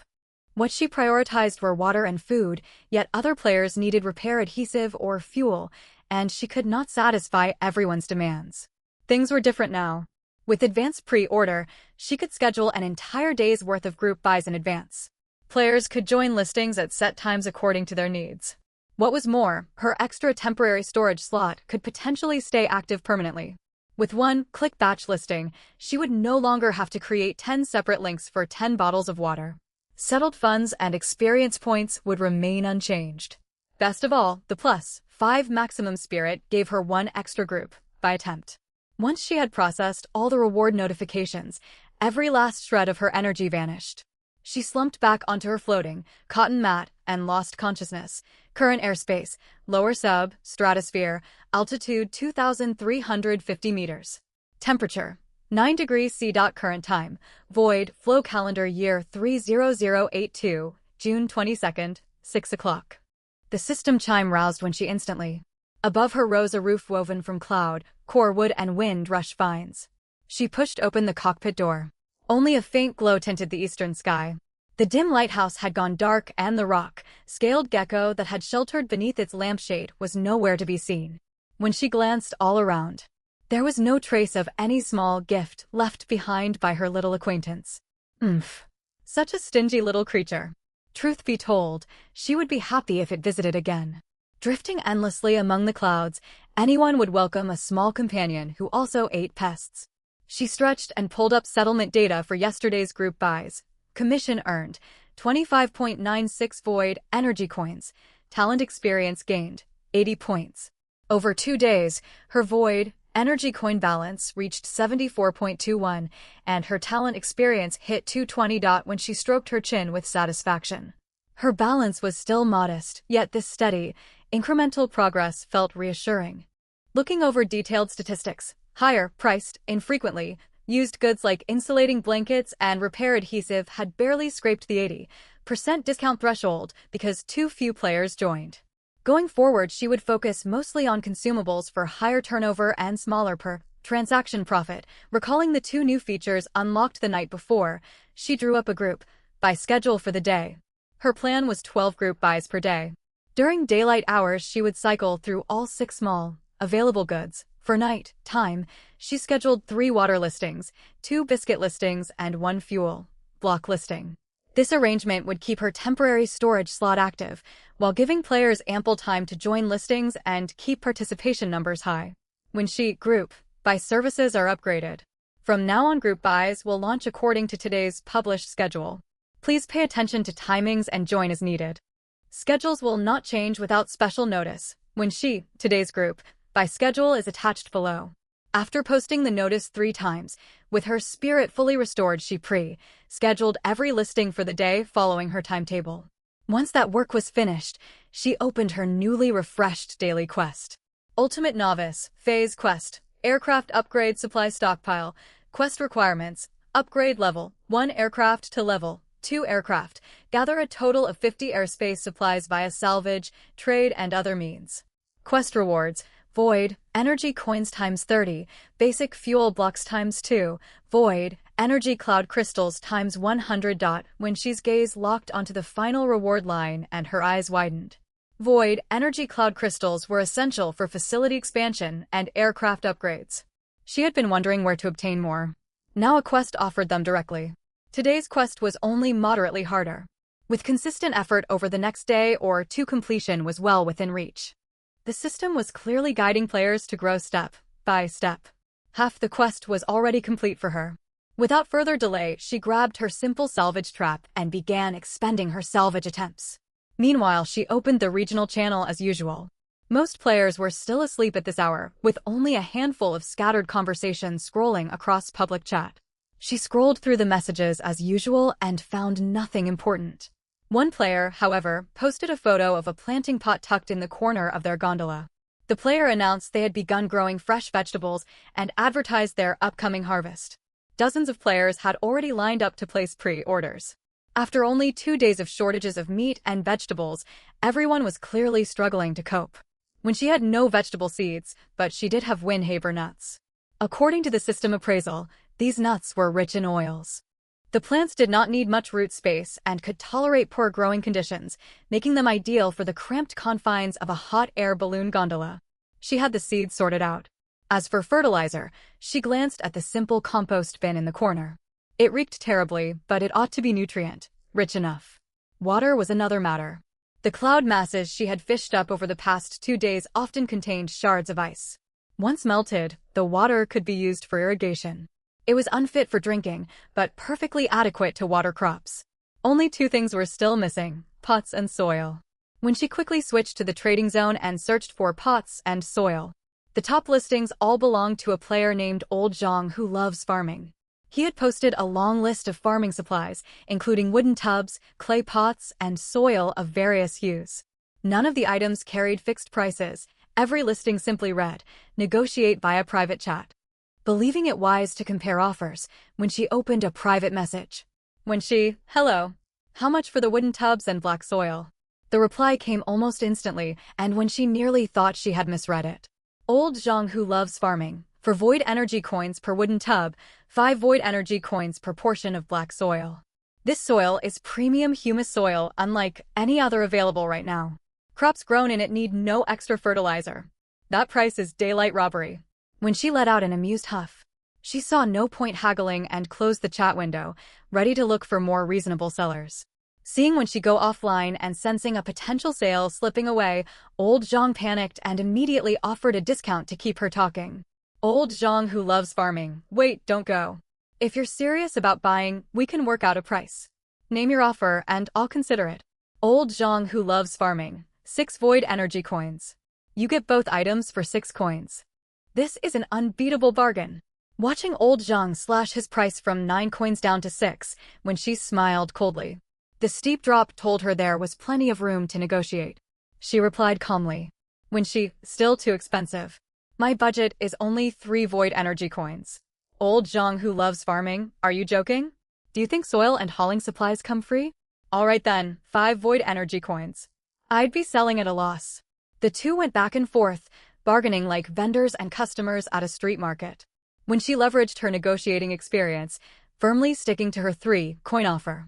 Old Zhang grumbled constantly about taking a loss yet kept lowering his price bit by bit, even resorting to trying to gain sympathy. Old Zhang who loves farming, 4.5 void energy coins. I can't go any lower. An old man like me relies on this trade to get by. 3.5 void energy coins, and I'll buy 2 sets. If not, I'm walking away. Old Zhang who loves farming, deal. Consider it my first sale of the day.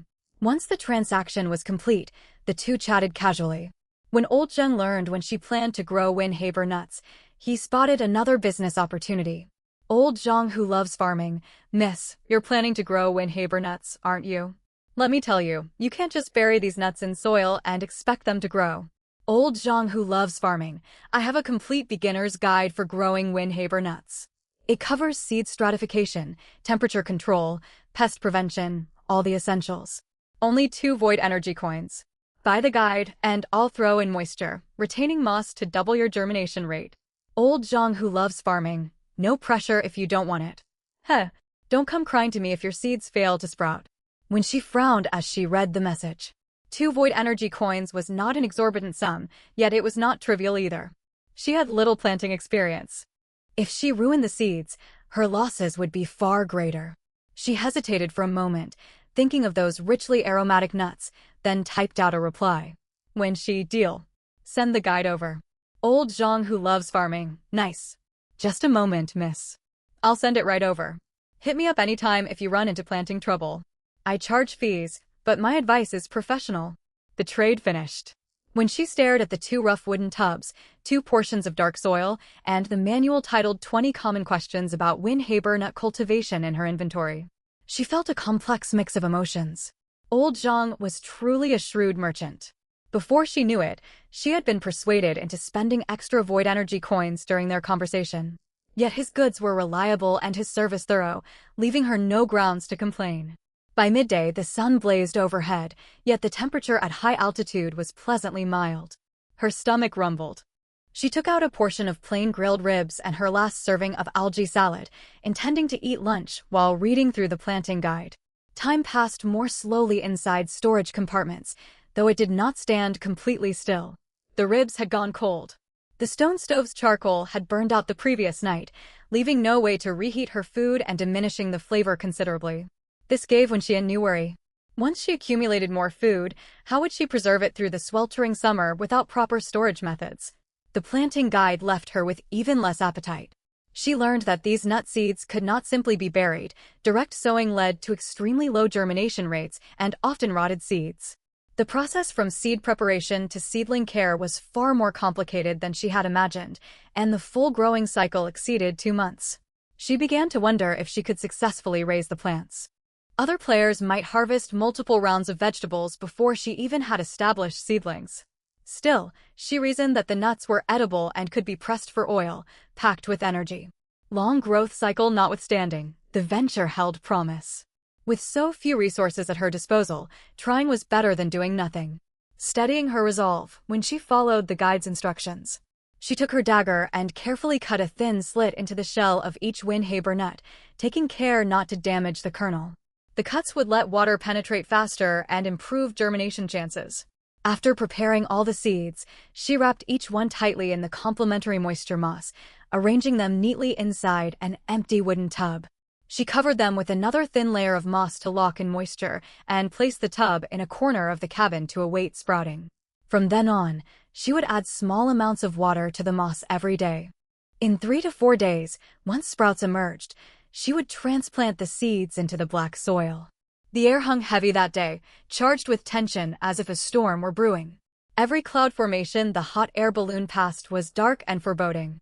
Players felt a mix of apprehension and excitement. They feared their flimsy balloons could not withstand severe thunderstorms, yet knew these dark clouds carried far more resources. On the final day of the novice phase, it felt like heaven, sent opportunity to stock up. Even when she, perpetually unlucky when scavenging, kept hauling catches with her simple capture net. Each time the milky mesh dragged back from the clouds, it came heavy with loot. When the system notification alerted her that her storage compartment had reached its weight limit, a faint smile tugged at her lips. Fortunately, she kept her group purchase temporary storage active at all times, easing the weight burden on her balloon. After her final scavenging run, she stowed away the capture net. She spotted several wriggling cloud worms on the floor. She picked up her long, handled insulated tongs, crushed them flat, and set them aside in the gondola to dry. With that, she finished all daily tasks. She opened her system panel and claimed all rewards in one tap. As she moved the rewards into storage, she saw her supplies jumbled messily together. She resolved to sort out all her belongings on this last day of the novice phase. If her stockpile grew any larger, finding specific items would become cumbersome. Over the past 2 days, she had begun to understand the limitations of this basic system.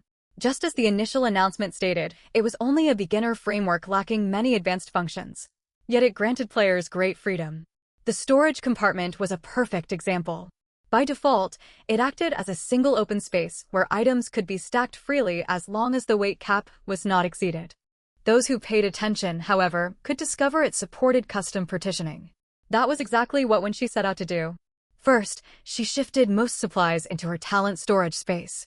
With the standard storage compartment emptied, she mentally divided it into 5 neat sections, as though slicing a cake. The first section was reserved for aircraft upgrade materials. With a thought, 7 cloud core wood pieces, 13 swift vines, and 100 void cloud crystals arranged themselves neatly. She had no raw beast hide at present. She planned to watch the trading channel during peak evening activity and look for leads. The second section held food and water, 6 packs of compressed biscuits, 12 portions of purified water, 7 servings of grilled ribs, a handful of Windhaber nuts, and dried berries. Everything was organized for easy access. She had originally designated the third section for fuel. On inspection, she was surprised to find she had accumulated 11 basic fuel blocks, enough to power the balloon for 66 hours. That won't even last 3 full days. I need to add more fuel to tonight's group purchase. Seeing the fuel timer showing only 13 hours remaining, she fed all fuel blocks into the furnace. The section was now vacant. She moved 4 large floating stones, 20, 1 floating stone fragments, and 6 shimmering crystal dust into the newly emptied third compartment. These stones accounted for most of her cargo weight. The moment they were stored, the total load jumped from 23 kilograms to 44 kilograms. Many players had assumed floating stones were essential for aircraft upgrades.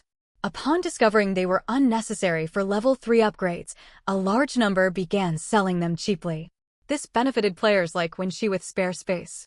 Her 6 points of perception told her stocking up on them would prove worthwhile. The fourth section stored emergency supplies, simple repair adhesive, and primary healing potions, items needed unpredictably. The last section was for miscellaneous goods. Her stone pot and wooden tubs that saw infrequent use, oddly shaped metal scraps recovered from the cloud den, and dried flying squirrel meat unfit for human consumption all went here. She also kept the cloud pelt in this section. She had scraped residual fat and flesh from it the previous day, but had no idea how to process it into usable raw beast hide. I need to ask around tonight. Hopefully someone knowledgeable can share some tips. 8 bundles of floating cotton, along with dried grass and fur plucked from the cloud den, were spread in a thin layer in the cabin corner. Paired with her thermal blanket, they formed a soft makeshift bed. The materials weighed almost nothing and barely affected the balloon's flight speed, so she left them where they were. The flattened cloudworms still lay drying on the floor. Once dehydrated, they lost their unpleasant squishy texture and turned opaque milky white, resembling dried bird's nest or dehydrated bamboo fungus. I'll boil these into soup tonight. When She's eyes lit up, she carefully placed the dried worm slices into the food storage section. In this harsh realm where hot meals were a luxury, any chance to improve her diet was worth pursuing. Surveying the tidier gondola and neatly sorted storage compartments, when she let out a slow breath. No matter what challenges awaited tomorrow, she could retrieve any required item with a single thought. She finally found time to check her private messages, which had been pinging repeatedly. No name assigned. The bow and arrows have been sent. No name assigned. This metal retains shape and slowly recovers its form after impact. I spent most of last night forging these arrowheads. No name assigned. I earned those 10 void energy coins the hard way. On the bright side, these arrowheads wear down very slowly and can be recovered and reused. It's a waste putting them on ordinary wooden shafts, though. A smile tugged at She's lips as she read the unusually verbose message from No Name Assigned. She accepted the trade. A simply crafted longbow and 10 arrows materialized in her hands. Cloud core flexible bow set green grade, a longbow handcrafted by weaponsmith No Name Assigned, complete with 10 shape, retaining steel arrows. Reliable equipment for self-defense against airborne creatures. The bow was carved from cloud core wood, lightweight and smoothly polished. Its length suited her stature perfectly. The 10 arrows were fine craftsmanship. Straight, smooth shafts paired with evenly aligned tail fletching. The most striking feature was the dark silver arrowheads, which shimmered like liquid mercury under the faint lamplight. They looked delicate yet felt dense and heavy when held. Excellent gear, She murmured in admiration. At high altitude, where strong winds constantly interfered with aim, heavier arrowheads reduced drift and improved accuracy. She nocked an arrow and tested the draw weight. It felt comfortable.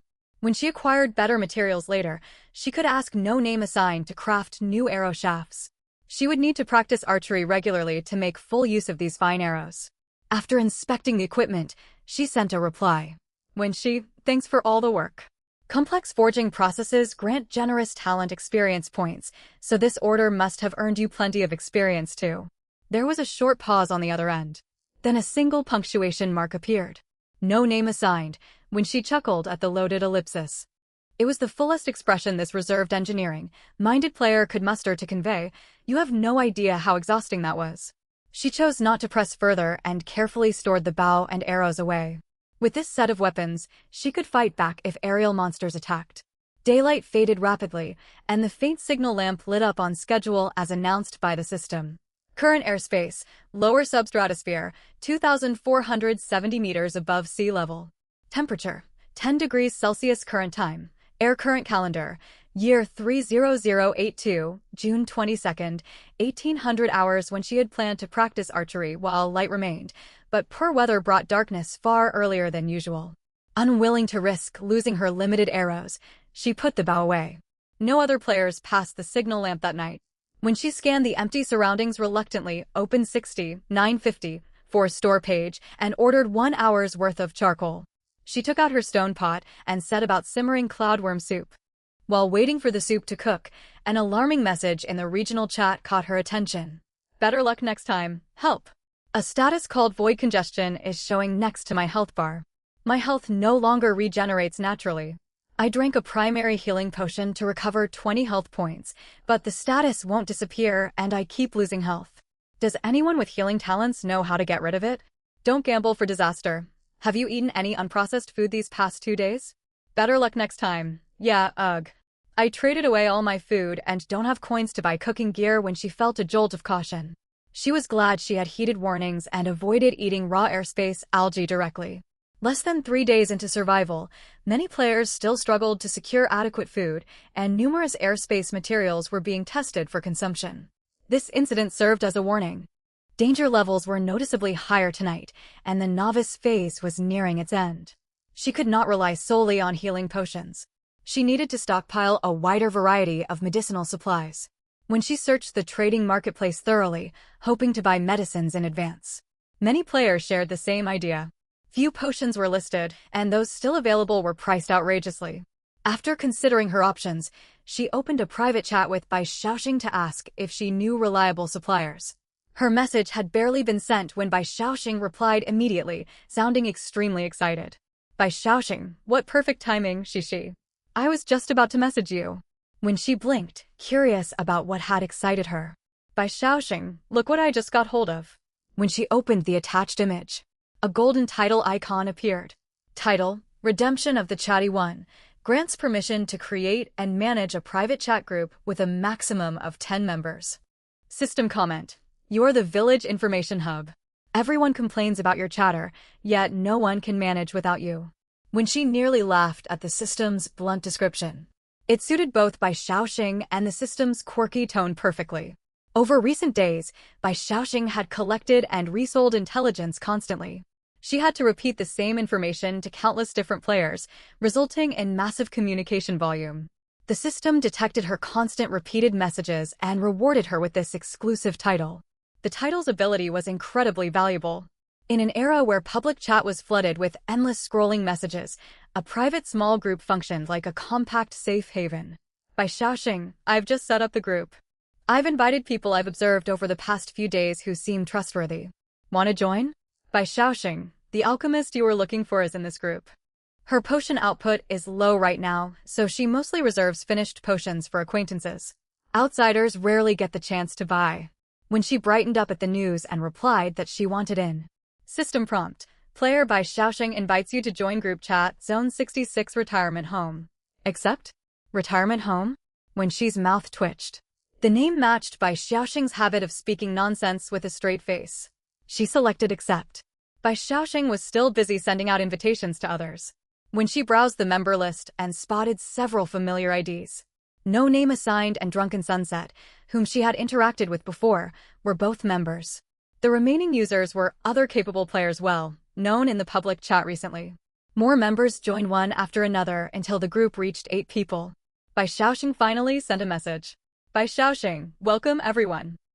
Since we're all in the same group, let's make the most of this connection and cooperate for mutual benefit. How about a quick round of self-introductions? Seeing the suggestion, the group members began introducing themselves one after another. The first to speak was the girl with the longest ID. Doesn't want to administer injections today. Gulan, pharmacist. Once a wrong traditional Chinese medicine practitioner swamped with complaints. Now that she's here, she no longer has to interact with people. She's perfectly happy tending to jars and vials every day. Drunken Sunset. Hello everyone. My talent is gourmet. I'm fairly skilled at cooking.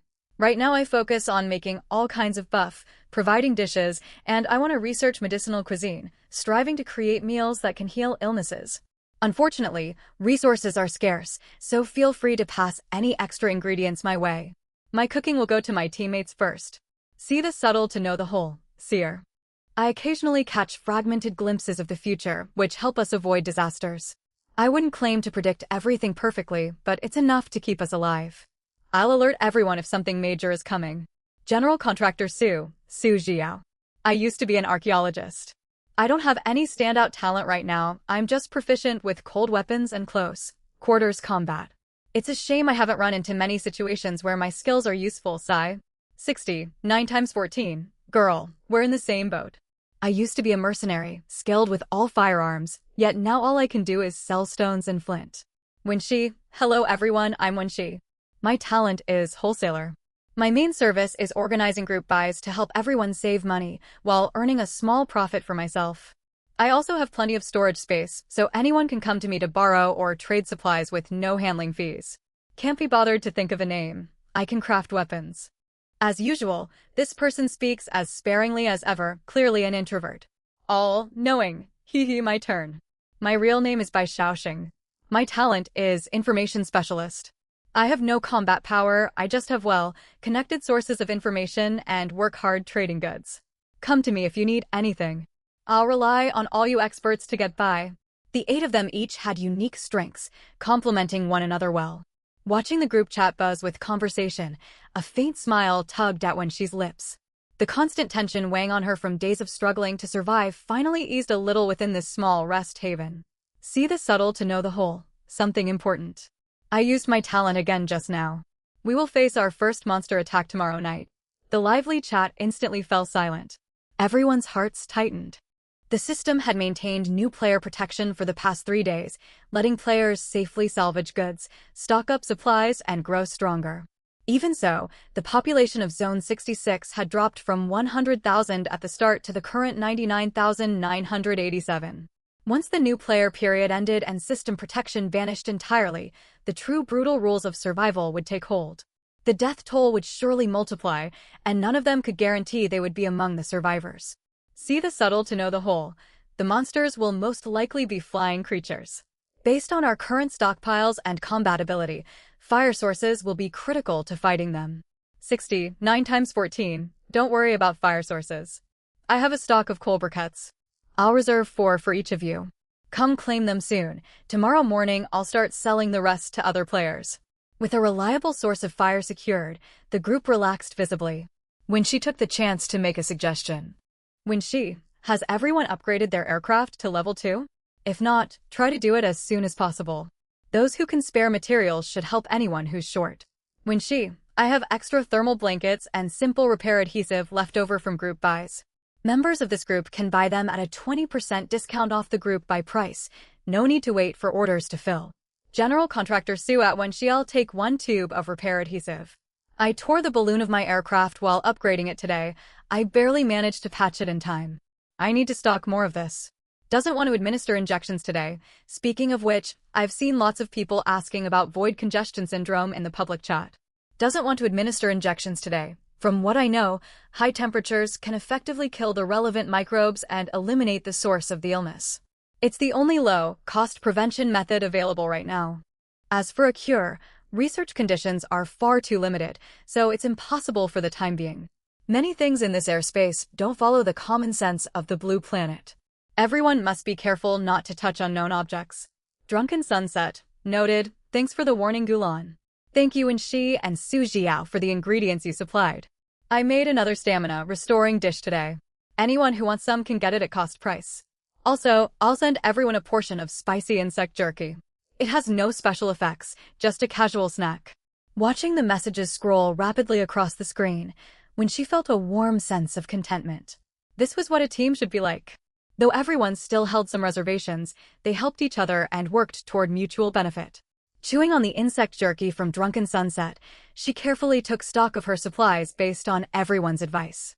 She traded a tube of spare repair adhesive to Gulan and listed an extra thermal blanket on the trading market at a fair price. Afterwards, she sent a private message to 60, 9 times 14 and purchased 2 long, burning coal briquettes for backup. After careful consideration, she placed an order for a torch from Jiao who sells torches. Coal briquettes burned for a long time, but they were inconvenient to move. Having a torch ready for emergencies would make her more prepared to face monsters. She checked that the weight distribution in her storage was reasonable, with fuel, medicine, and food placed within easy reach. Only then did she let out a long breath. Outside the window stretched endless dark cloud sea. The glow of the dim lighthouse looked lonely amid the mist. She wrapped herself tightly in her thermal blanket, curled up in a corner lined with floating cotton, and drifted off to sleep to the low rumble of the combustion stove. Ding! New player protection period has expired. Global system update initiating. Estimated update duration, 1 hour. During the update, all salvage operations and trades are prohibited. Players, please wait for the update to complete. Wenxi's eyes flew open the moment the notification sounded. The gondola shook violently, as if an invisible giant hand was shaking the basket. She carefully edged toward the railing and looked down, only to see thick fog swallowing the hot air balloon, limiting visibility to less than 5 meters. She could distinctly feel the gondola speeding rapidly toward some unknown direction, yet everything outside was a blank white haze, no terrain visible at all. Where are we being taken? She forced herself to stay calm. Taking advantage of the forced downtime, she opened her player panel. Probably due to the unstable conditions, the system no longer displayed altitude or temperature. She decided not to dwell on it. Events were already out of her control. She could only follow whatever the system arranged. When she simply opened the backend to check the settlement details from yesterday's group buys. Settlement commission, 73.68 void energy coins. Talent experience, 120 points. After running group buys for a full day and night, she earned 4 bottles of purified water, 3 packs of 100g compressed biscuits, 2 basic fuel blocks, plus 1 unit each of other goods from the market. 3 days had passed, and her wholesaler talent progress rested at 340 points, with 550 player experience points. She was still far from leveling up, but she had already surpassed most other players who started at the same time. The waiting dragged on endlessly. When she was nearly lulled to sleep by the constant shaking when the system notification chimed once more. System update complete. Welcome to Ash Forest. Loading current map. Survival cycle, 30 days. Warning. Players may explore and gather resources during daylight hours, but must return to their aircraft after dark. Failure to do so will result in mortal danger. Player assigned region. Survival Zone 66. Surviving players in this zone, 99,984. Current airspace, Ash Forest, altitude 2,000 meters, temperature, 25 degrees Celsius. Current date, void calendar year 30082, June 23rd, 7 o'clock. Following new human schedules, 6 to 1800 hours is daylight. All other hours count as night. Greater threats emerge after dark. Prepare in advance. As the system announcement echoed, the hot air balloon stopped shaking and the surrounding mist slowly dispersed. When she opened her player panel and saw its original blue interface had turned dark gray, with faint smoke drifting across the display. Several new features had been added with the update, starting with the newly loaded map. The instant she tapped the map, a system prompt popped up. No aircraft coordinates set. Bind current coordinates as your aircraft's fixed position. When she almost tapped yes on instinct, but pulled her finger back just in time after reading the prompt carefully. Bind coordinates right now? She swiped the screen to the right, and another system window appeared. Ding! Daily quests refreshed. Ash Forest Day 1. Aircraft placement. Quest requirement. Locate a suitable star, picking tree, and secure a permanent docking spot for your aircraft. Quest reward. Azure Shard ×1. Basic fuel ×2. The Azure Shard she had failed to find after 2 days of listing trades was a quest reward. Excitement surged through when she wanted to bind her coordinates immediately to claim the reward. Still, faced with this unfamiliar landscape, she restrained herself and kept reading.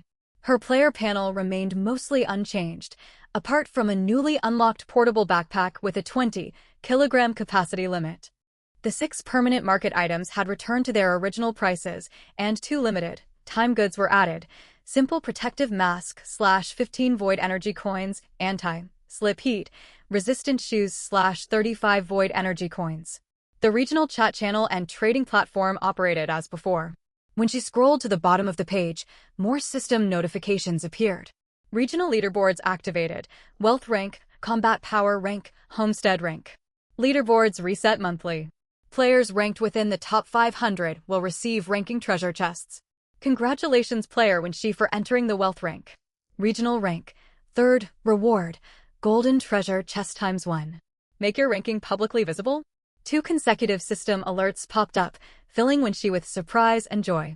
Over the past 3 days, relying on discounted group buys, her balance had reached 162.48 void energy coins. Her assets far outmatched ordinary players. She had never imagined this amount would place her 3rd in the region. Yet her excitement faded in a split second, overtaken by rationality. The new player period had just ended, and players would soon meet face to face on land. Publicizing her ranking now was equivalent to plastering a sign on her forehead saying, "Rob me." No, no, no. Congratulations player when she for entering the combat power rank. Regional rank, 496th. Reward, Iron Treasure Chest ×1. Homestead Prosperity Mechanic activated. Scanning. Windchaser Current Prosperity, 180. Regional rank, 188th. Reward, Bronze Treasure Chest ×1. When she twitched her lips. Rank 496 on the combat power list. The placement was low, yet she still made the rankings. The numbers stung a little. On second thought, she had spent all 3 days securing survival supplies without landing a single blow or arrow. She suspected her archery set's bonus was the only reason she scraped into the top 500.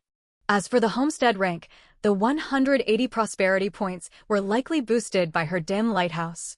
She chose to keep all 3 rankings private, even as delight bubbled inside her. She quickly tapped to claim her rewards. 3 streaks of light descended, and 3 treasure chests of differing colors landed on the gondola floor. The iron chest looked plain, the bronze one antique, and the golden one dazzling. She recalled the iron treasure chest she received after completing the first beginner quest and wondered if these rewards would bring pleasant surprises. Her heart raced as she gently lifted the lid of the iron chest. Obtained level experience card ×1 200 points. Huh? That's all. The excitement on Wenxi's face vanished at once, her shoulders slumping. The system is so stingy. Her heartbeat calmed instantly. She pouted and reluctantly opened the bronze chest next. Obtained class transfer card ×1, level experience card ×1 500 points. It's somewhat useful. Maybe not that useful though. Finally, she took a deep breath and lifted the heavy golden treasure chest. This was the reward for reaching 3rd place on the wealth rankings. It had to contain great items. Obtained talent expansion card ×1, level experience card ×1 1000 points, facility renovation card ×1. All rewards from the chests were functional cards this time. She needed to check what each one did. When she picked up the experience cards first, their purpose was straightforward. She was still level 0, and she wondered what would happen once she leveled up. Use 3 level experience cards? Total experience granted, 1,700 points. Yes! Her player panel updated, the numbers shifting rapidly. Level, LV.0550/10,000 level, LV.02250/10,000. When she stared blankly at the still, giant experience bar. Leveling up remained a distant goal. Next, she selected the talent expansion card. Upon activation, 3 glowing options materialized in mid-air, representing different paths for her talent's future development. Option 1, Talent Respec, abandon current talent and select an entirely new class. Option 2, Talent Specialization, deeply enhance the existing wholesaler talent to become a preeminent merchant. Option 3, Talent Expansion, retain current talent and unlock a secondary development path to become a versatile all-rounder. When she stared at the 3 choices, her gaze shifting. Respec? She had worked so hard to accumulate talent experience. Starting from 0 was out of the question. Specialization sounded appealing, but seeing her poor rank of 496 in combat power made her uneasy. Danger lurked everywhere in this void. Having wealth without the means to defend herself meant she might become someone else's prey sooner or later. Expansion. Definitely expansion. She firmly chose the 3rd option. After confirming talent expansion, the light screen shifted again, revealing 5 secondary specialization branches corresponding to different auxiliary occupations. Combat branch, defective merchandise dump, compress trash or miscellaneous items into resentment parcels. On impact, they contaminate enemies, reducing equipment durability, movement speed, and mental stamina. Support branch, inflated price aura, manipulate enemy perception by falsifying prices, amplifying their pain response, and gradually wearing down their will to fight. Medical branch, shoddy suturing, crudely mend wounds or equipment. Recovery efficiency is low, but it can immediately remove the near-death or damaged status. Life branch, scrap recovery, worthless junk obtained from salvage or defeating enemies has a chance to automatically convert into valuable base materials, greatly saving backpack capacity. Commerce branch, bad check, sign an unfulfillable commercial draft to temporarily drastically boost reputation with NPCs or lower purchase prices. However, the debt will return as a negative status effect later. When she fell into thought as she read the 5 options. Each had its own pros and cons. None outshone her original talent, yet all offered decent bonuses. Her gaze finally settled on the combat branch, defective merchandise dump. This was the one. If her combat ability was lacking, her talent would make up for it. Besides, this skill was perfect for buying time or escaping danger. She confirmed her choice without hesitation. Her player panel refreshed, and a new entry appeared beneath her wholesaler talent. Skill 4, Defective Merchandise Dump active. A ruthless wholesaler wastes nothing that can be turned to advantage. Consume 1 miscellaneous item/trash and 5 mental stamina to create 1 resentment parcel. When thrown, it deals minor physical damage to all targets within range. It inflicts the shoddy contamination effect. Target equipment durability drops by 5% per second, movement speed reduced by 20%, mental stamina drains 5 points per second. Lasts 5 seconds. This skill acted as an area of effect attack, harassing enemies physically and mentally. She liked it. After examining her new expanded talent, she looked at the unused class transfer card. It was useless to her now, yet many players would want it. She planned to research its market value later. It might sell for a good price. Lastly, her eyes fell on the remaining facility renovation card. She had countless improvements she wanted to make to her simple hot air balloon. When she tapped to use it, system alert, conditions for using facility renovation card not met. Aircraft must reach level 3 to unlock facility modification permissions.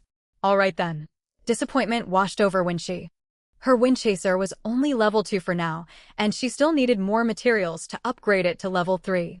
She had no choice but to put the plan aside for the time being. After storing the facility renovation card, she noticed a new function. Aircraft docking was now available. Curious, she opened the newly added map. The Ash Forest map was marked with dozens of tree-shaped zones. Only 3 areas were illuminated: Windrest Highlands, danger rating E, Star Corridor, danger rating D, Sleeping Tear Lake, danger rating C. System notice: higher danger ratings mean richer resources and greater potential threats. Players, please choose carefully based on your strength. The 3 regions formed a triangle, separated by wide stretches of gray fog. The map was dotted with countless tiny red lights, the aircraft of other players. Windrest Highlands, the lowest risk zone, was packed with red lights, like a swarm of ants. Sleeping Tear Lake, the highest risk area, had barely any markers and looked desolate. Star Corridor, where she was currently located, held a moderate number of players, sitting between the other 2. Amid all the red markers, a single green dot sat alone on the edge of Star Corridor. When she zoomed in, sure enough, the label above the green dot read Wind Chaser, it belonged to her. Staring at the distribution on the map, she hesitated, her finger hovering between Windrest Highlands and Star Corridor. Should she head to the crowded Windrest Highlands? The danger level there was low, and more players meant opportunities to form groups. But it also carried immense risks. Her wind chaser had almost no defenses, and she herself was a poor fighter. If she ran into malicious players, they could easily attack her craft and rob her supplies. She would have nowhere to turn for help. Besides, more people mean fiercer competition, and conflicts are bound to break out sooner or later. It would be better to take a chance and stay in the Star Corridor, a zone of moderate difficulty. Her storage space was stuffed with compressed biscuits and water. Tasteless as they were, they could at least fill her stomach. Coupled with her newly awakened skill, defective goods dumping, if any reckless monsters crossed her path, hurling piles of rubbish and debris at them should buy her enough time to escape. Having made up her mind, when she began searching for a settlement within the Star Corridor, she deliberately avoided areas dense with red markers and hunted for a long while before settling on an empty stretch that looked peaceful, with no red lights flickering within hundreds of meters. Yet, when she tapped Bind Coordinates, the system failed to pop up a binding success notification. Instead, a line of text appeared that made her frown. System notice: detected that the current coordinates have already been bound by another player. Binding failed. Huh? When she was confused. That couldn't be right. The map showed the area completely empty, not a single red marker in sight. Where was this other player? As she pondered, a second system prompt appeared, clearing up her confusion at once. System notice: enable the stealth binding mode for the aircraft. Once activated, no players other than the aircraft owner can detect the hot air balloon on the map or within their field of vision. So that's how it is. Understanding dawned on Wenxi instantly. The coordinates were not unclaimed. The player who had bound them had turned on stealth mode to hide their balloon, which explained the blank spot on the map. Surprisingly, she felt relieved. It seemed the game was not entirely indifferent to players' survival. This stealth binding function was perfect for defending one's base. Nothing would be more devastating than heading out to explore during the day only to return and find one's home destroyed. Still, the feature brought hidden risks. If her neighbors were all hiding their positions, the quiet spot she had chosen might actually place her right in the middle of a crowd without her knowing. Refusing to let her guard down, when she headed for a border region, she kept clicking to test coordinates at short intervals. Only after repeated attempts confirmed the system no longer warned her of pre-bound locations did she confirm that few players had staked claims here, making it comparatively safe. Satisfied with her choice, she ticked the option to conceal her aircraft and tapped the coordinate binding button once more. Coordinates bound successfully. Aircraft stealth mode activated. Windchaser will proceed to the target coordinates automatically. Estimated travel time, 1 hour. The moment the notification appeared, the Windchaser, previously only capable of vertical ascent and descent with no manual horizontal control, rumbled and sped toward the destination. It moved at astonishing speed, comparable to a high-speed train on land, and the gondola swayed gently. Caught off guard, when she instinctively gripped the handrail along the gondola's edge to steady herself. Curious, she leaned out to observe this unfamiliar world, but the aircraft traveled too fast. The scenery blurred into streaks of gray rushing past, and she could not make out any details at all. After several futile attempts, she sighed and turned back. She opened the team chat group, Zone 66 Nursing Home. The group was buzzing with conversation, unsurprisingly focused on today's system update and various function cards. By Xiaoxing, everyone, spill what good loot you got. I'll go first. I picked up an experience card and changed classes. From now on, call me the Mindweaver. He adrift in sunset, just an experience card. I'm happy with my current talent, so no need to switch classes. Never want to give injections today, lucky enough to get a class expansion card. I'm a toxic physician now. Observe the subtle. I also got a class transfer card, but I'd rather have an expansion card. Anyone got a spare? I'll buy it at market price. Construction boss Sue, count me in. Also looking for an expansion card. Group members replied one after another. No one had an extra expansion card, those who had obtained one planned to use it themselves. When she 60, 54, and the others only had surplus class transfer cards and could not help. Observe the subtle, and Su Jiao had no choice but to give up for now. Observe the subtle. Guess I'll have to keep checking the trading platform for listings. Construction boss Sue. Ugh, seems like it. Let's offload our class transfer cards first. Since no one in the team wanted them, they might as well convert them into currency. As they discussed listing the cards on the platform, Bai Xiaoxing sent an excited message, as if she had struck gold. Bai Xiaoxing, hold on a second, everyone. Don't rush to post them yet. These cards are extremely scarce right now. Bai Xiaoxing, I just browsed the regional channel. Loads of players are begging for class transfer cards and willing to pay top prices. If we list them directly on the platform, we'll only get the base value. That's such a waste. Bai Xiaoxing, here's my idea. Gather all our cards and host a small auction in the regional channel tonight. Highest bidder wins. That way we maximize their value, and we'll definitely earn more than selling straight away. Bai Xiaoxing's words struck a chord with everyone, and they all agreed the plan was solid. 60, 54, I'm on board. I can put up both my spare class transfer cards. Keeping them serves no purpose. Void energy coins are far more useful. I agree. I'll contribute my extra one too. But Xiao Bai, won't the auction look thin with only a few cards up for offer? Adrift in sunset. Unfortunately, I don't have much to contribute. I have some boosting meals if anyone's interested. Bai Xiaoxing, leave the other items to me, don't worry. I'll handle all the preparations. Bai Xiaoxing, but let's set terms up front. Planning and hosting this will take a lot of effort from me.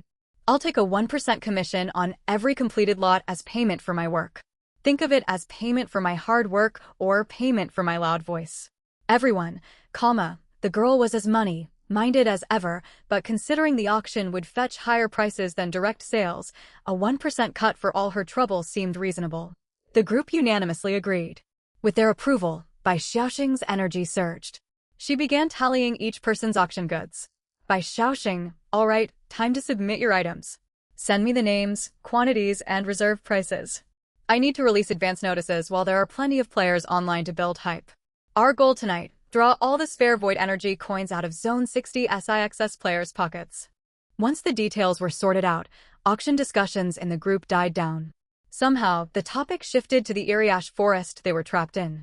The arrival of the map and coordinate system made teaming up a viable option, yet none of the 8 group members suggested meeting up. They barely knew each other. They were allies behind screens, but deep within this perilous ash-covered land, trust was fragile. No one could guarantee their bond would hold when faced with life or death danger. They only vaguely mentioned which region each had chosen and tactfully avoided further questions. Right then, a message popped up from 6054, who had already reached her coordinates. 6054, damn. Where on earth has the system dumped us? 3 frantic emojis followed the text, clearly showing her shock and unease. Curiosity flared among the group members, who immediately fired off questions. By shouting, "What's wrong? Are you in danger? Send your coordinates and see if we can come to help. Never want to give injections today. Did you run into mutated creatures? Or something strange on the ground? Stay calm and explain slowly. Adrift in sunset, yeah, tell us what's going on." We're all still flying to our coordinates and feeling anxious. As everyone pressed for details, 6054 sent another message. 6054, it's hard to explain briefly. Anyway, when she start a group purchase immediately. Everyone stock up on food and water. This place doesn't look like it has clean drinking water anywhere. Also pick up the newly listed simple respiratory masks and slip-resistant heat-proof boots from the shop. Order them now. It was rare to see the fiery woman this flustered. The situation must be serious. When she frowned, filled with questions, she exited the chat and checked the regional channel, which was flooded with messages. Rainbow Bridge, help. The ground is scorching and filthy. Prepare supplies before landing, don't rush down. Strive to grow strong daily. When could you open a group purchase? Your previous group buys were reliable. We're all waiting to get simple respiratory masks and slip-resistant heat-proof boots. Realizing how grave the situation was, when she quickly created 2 group purchases and shared the links in the public channel. Group purchase links for simple respiratory masks and slip-resistant heat-proof boots are live. Other supplies will follow the previous schedule. Purchase according to your needs. At that moment, the steadily moving hot air balloon trembled slightly and noticeably slowed. When she walked to the edge of the gondola and gazed down through thin cloud cover. As their altitude dropped, the true face of this world unfolded before her eyes. In that instant, she understood 6054's shock. Stretching endlessly before her was a desolate gray landscape. There was no greenery, no sign of life, only endless drifting black ash, like unceasing dirty snowfall. Rising from this lifeless gray expanse were towering ancient trees. Each trunk was wide enough for more than a dozen people linking arms to encircle, charred black like forged iron, piercing straight toward the clouds as if propping up heaven and earth. Oddly enough, not a single leaf remained on these giants. Countless twisted, gnarled branches clawed at the sky, resembling withered hands reaching up from the underworld. Black vines snaked between the trees, forming suspended walkways stretching through the air, presumably the corridors of the Star Corridor. A pungent stench of sulfur and burning hung in the air. Heat seeped through gaps in the gondola, warming her skin. So this is the ash forest. When she murmured to herself, it was a world utterly consumed by fire, where nothing had survived. The balloon slowed further and finally hovered near the treetops of one giant tree. System notice. Destination coordinates reached. Please secure your aircraft as soon as possible. When she opened her status panel and gasped. Current airspace, ash forest, Star Corridor, 500 meters altitude. Temperature, 31 degrees Celsius. Though the reading showed 500 meters, the balloon was practically brushing the treetops. All plant life in the forest below had been destroyed, yet the giant trees stood densely packed. Their crowns and interwoven vines formed an enormous black web, leaving no clear path for the balloon to descend to the ground.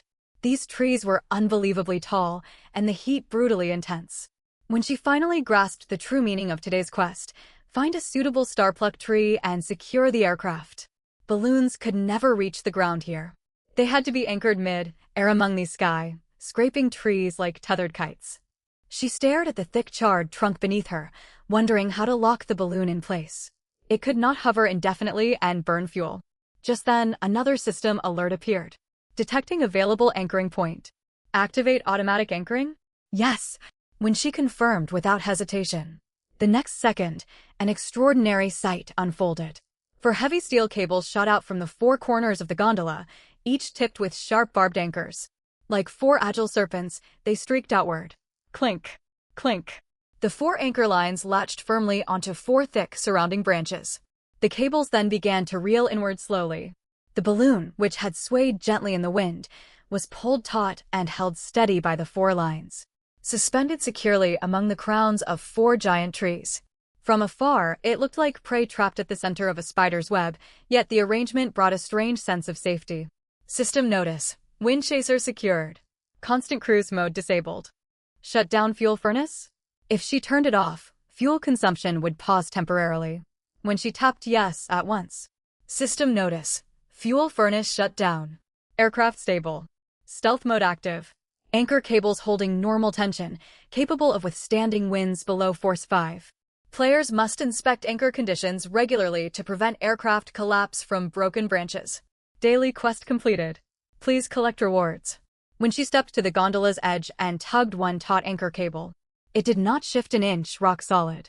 For now, she need not fear the balloon falling. But how would she get down to explore from 500 meters above the ground? She stared out over the silent, vast deadwood forest and sighed. In this world where even landing spots had to be fought over, the next 30 days would not be peaceful. Once she confirmed the aircraft was firmly anchored between the giant trees and the fuel furnace shut off, when she relaxed and claimed her daily quest reward. The moment the Azure Shard entered her inventory, a system prompt popped up. Ding! Detected constructible facility. Cloud Messenger meets build requirements. Consume void cloud crystals to construct? Yes. A soft glow flickered, and a small cloud-shaped mailbox materialized beside the Glimmer Lighthouse. Cloud Messenger, connected to the void postal routes deep within the sea of clouds. Can send and receive letters or small items. Chance to retrieve unclaimed goods returned from aerial way stations. Curious about the airborne mailbox, when she stepped closer. When her fingertip brushed the azure flower-shaped lock mechanism on its door, something strange happened. The flower lit up with gentle blue light. Streaks of pale cloud blue patterns spread across the mailbox surface like awakened circuits, radiating outward from the center. The patterns flashed 3 times before fading to stillness.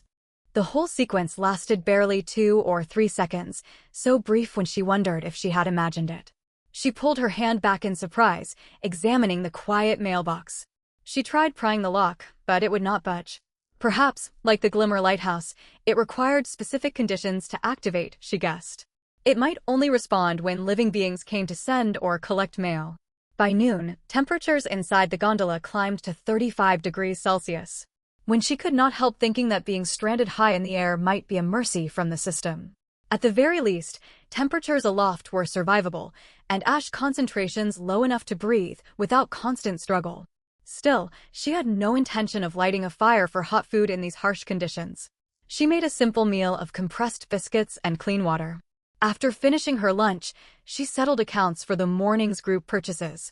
Shop prices had returned to normal today, making basic food and water unaffordable for many players.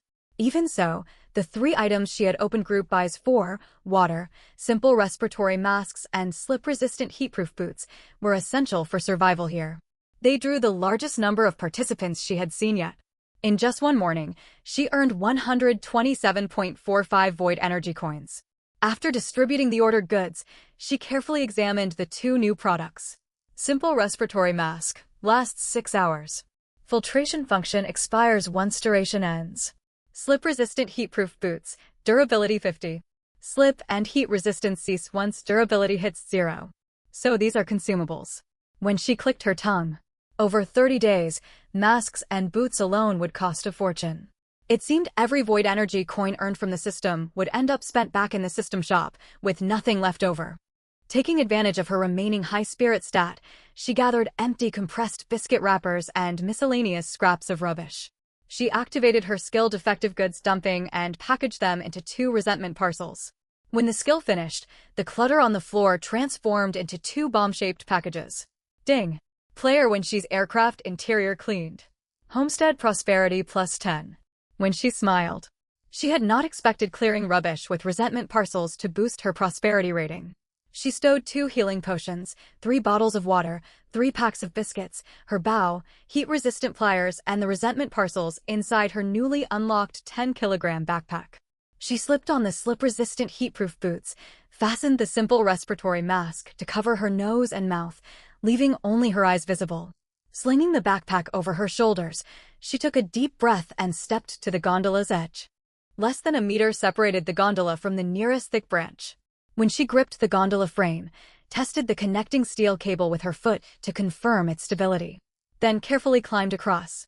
She had little experience moving through rough terrain, and the crossing was a nerve-wracking ordeal. As she crawled along the cable, she accidentally glanced down. The hundreds of meters of empty space amplified her fear. Wind made the cable sway slightly, her whole body trembled, her palms slick with sweat, and her heart hammered against her ribs. "Don't look down, don't look down," she repeated silently. Gritting her teeth, she forced her focus onto the thick branch ahead. She moved inch by inch like a cautious gecko, regulating every breath. After an agonizing stretch, she finally stepped safely onto a tree branch.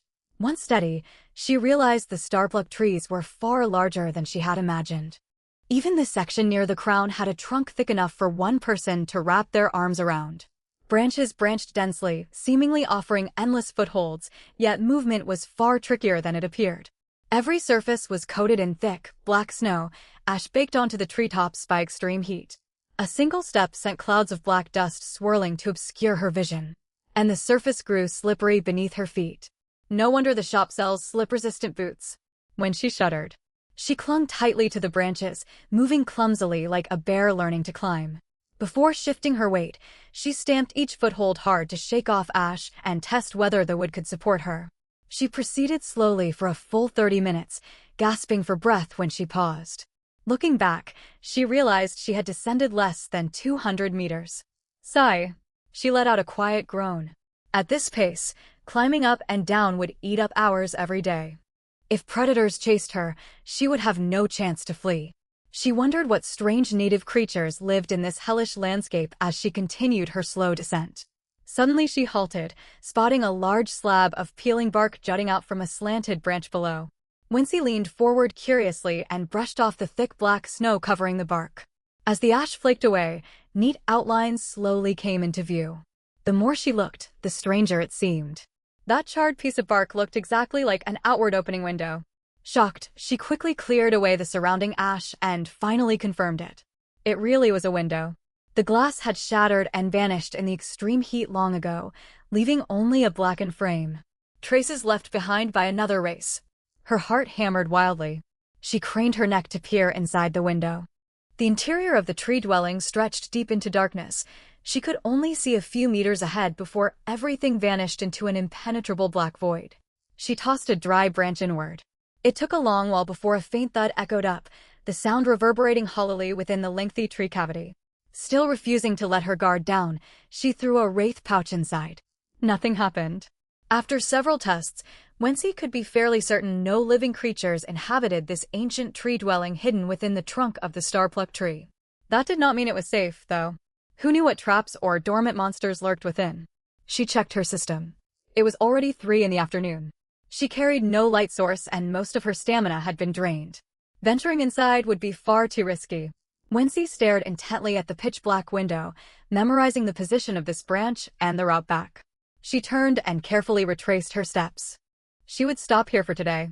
Early tomorrow morning, equipped with lights and tools, she would return to properly explore this ancient residence within the giant tree. Though the return journey felt more familiar than the trip there, it still took a full hour. Clutching the edge of her gondola, Wency brushed ash off her clothes. Watching clouds of black dust swirl into the air, she sighed. Terrible weather. She had climbed up and down for hours with no way to wash herself. She sniffed the burnt stench on her sleeves and thought she could easily pass for a wild creature deep in the mountains. Evening had arrived, and her simple trap had yet to catch anything. She dared not delay any longer. Grabbing the trap, she began running its available attempts. As she waited for each retrieval, she recalled Jianwei Zizu's warning that monsters would attack tonight. Her most powerful weapon at the moment was the bow she had obtained the previous day. Unfortunately, her only experience archery came from a few trips to shooting ranges before arriving in this world. In a life-or-death fight, she might not even have time to take careful aim. No choice. She had to practice, even if it was last-minute preparation. She drove a length of cloud core wood into the ground outside the gondola's cabin as a target. She repeatedly drew the bow, aimed, and released the string, drilling the basic shooting motion to grow familiar with the weapon. She practiced non-stop for 2 full hours. Her accuracy was still far from reliable. She occasionally missed the target or shot wide. Still, she had gained a rough sense of the bow's draw weight, aiming offset, and how wind on the gondola affected her shots. She paused to rest, rubbing her aching arms, when the rushing beat of wings grew louder from afar. Wency tensed and looked up. A huge bar-headed goose hovered steadily above the gondola. It had a long neck and sleek, glossy feathers. Most striking of all was a bulging sack woven from tough bark strapped to its back. A goose traveling with a pack? Wency blinked. The microglow lighthouse wasn't due to activate yet. At almost the same moment, the system prompt echoed inside her mind. Airspace courier detected. Species: courier bar-headed goose active service. Affiliation: Void Post Office.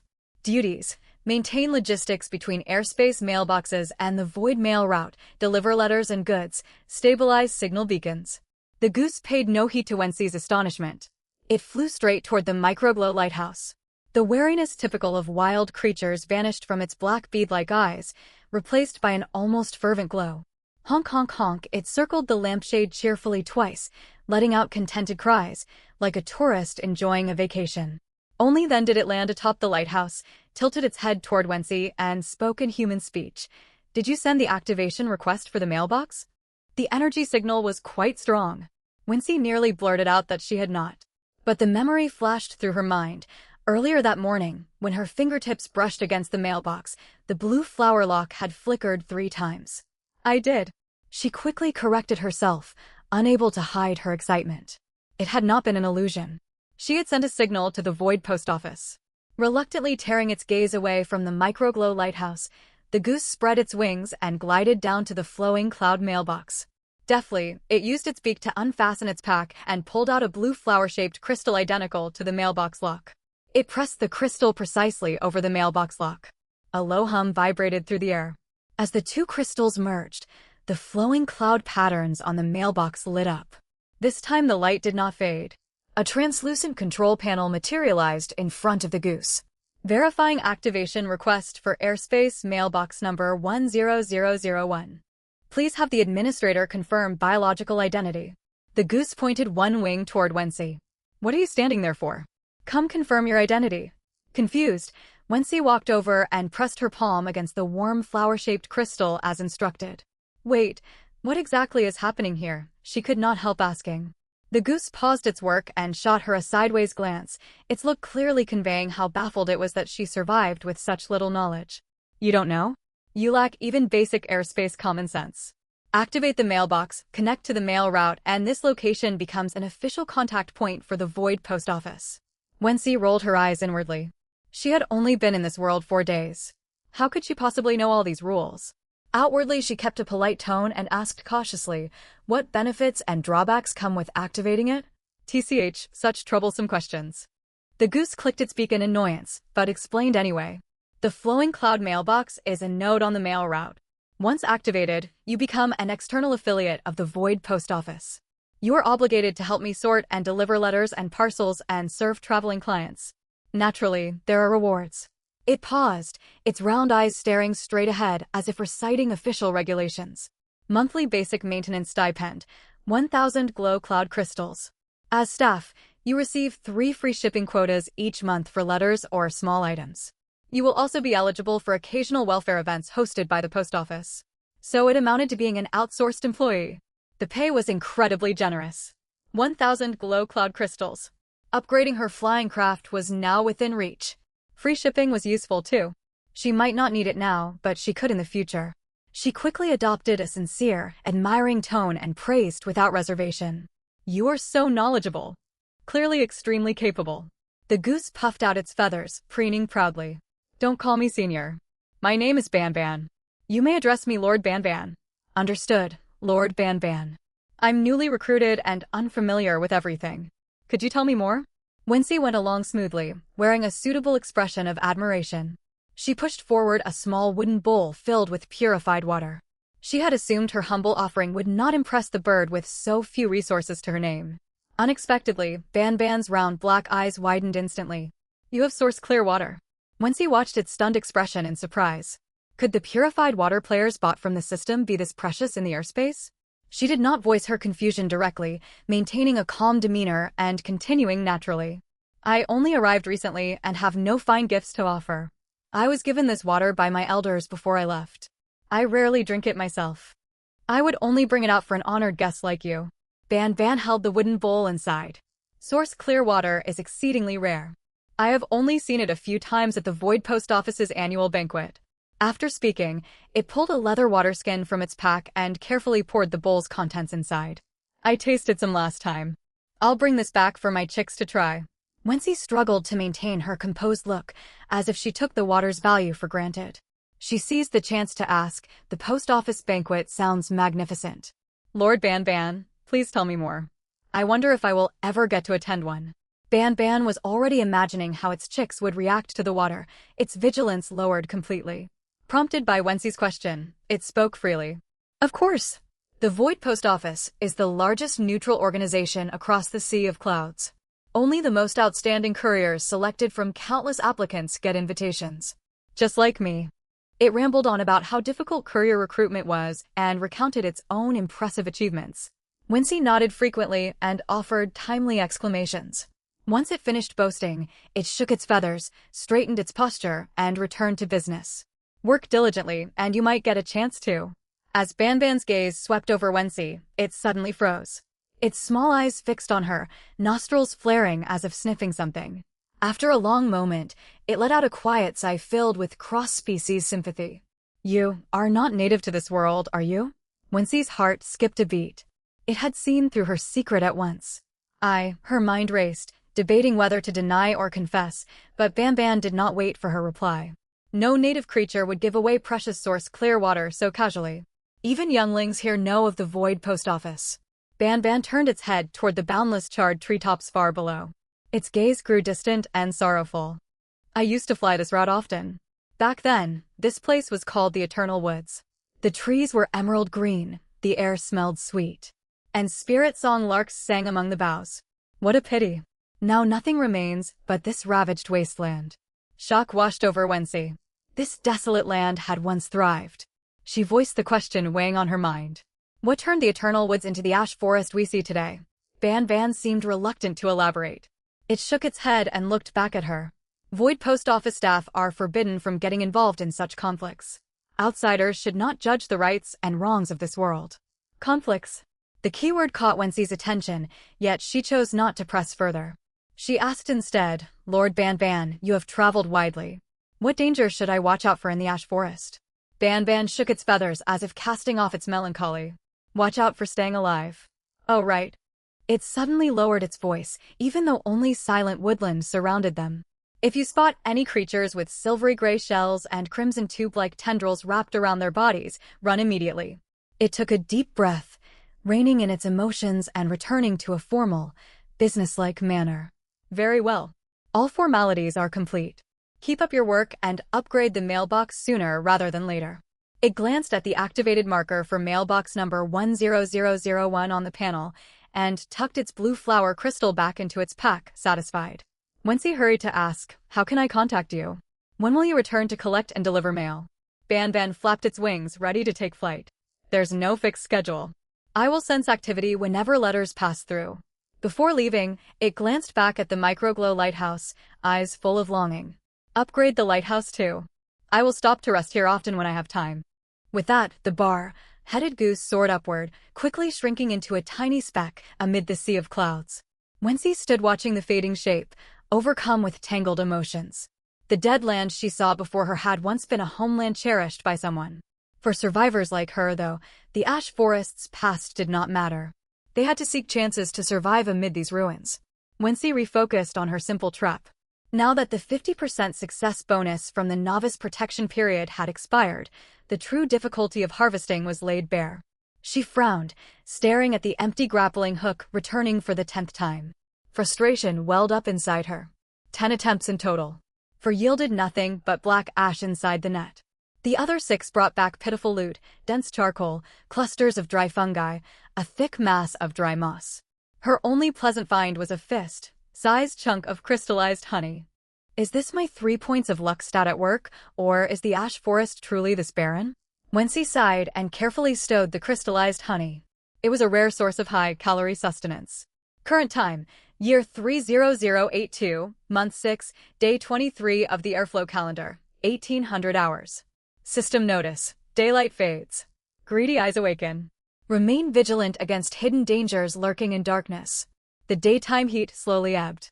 The already dim sky above the ash forest was swallowed by heavy blackness. Messages on the public chat grew noticeably frequent. Most players heeded the system warning and retreated to their floating bases. Bai Xiaoxing logged on right on time to warm up the auction for the night. Bai Xiaoxing, good evening everyone.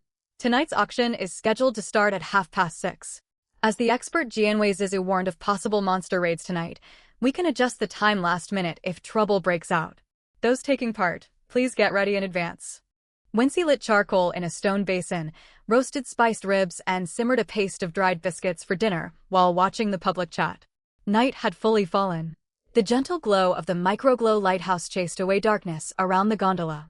She scanned the distance and saw no other lights. Presumably the stealth function on flying craft was working. The ability to hide light sources spared players from many unnecessary clashes. The first half hour passed peacefully. When the time arrived, the auction began on schedule. Bai Xiaoxing, everyone, the first auction for Zone 66 officially starts now. Up for bid are a bow, a pistol and a job transfer card. These are rare supplies at present. Those interested, don't miss your chance. Bai Xiaoxing, first lot, premium bow set. Crafted by a master weaponsmith, complete with 10 fine iron arrows. Essential equipment for fighting monsters at night and exploring by day. Starting bid, 20 ether coins. Though fairly standard, the bow was highly practical. It was soon claimed by a player with a bid of 37 ether coins. Wency watched the bow up for auction, similar to her own.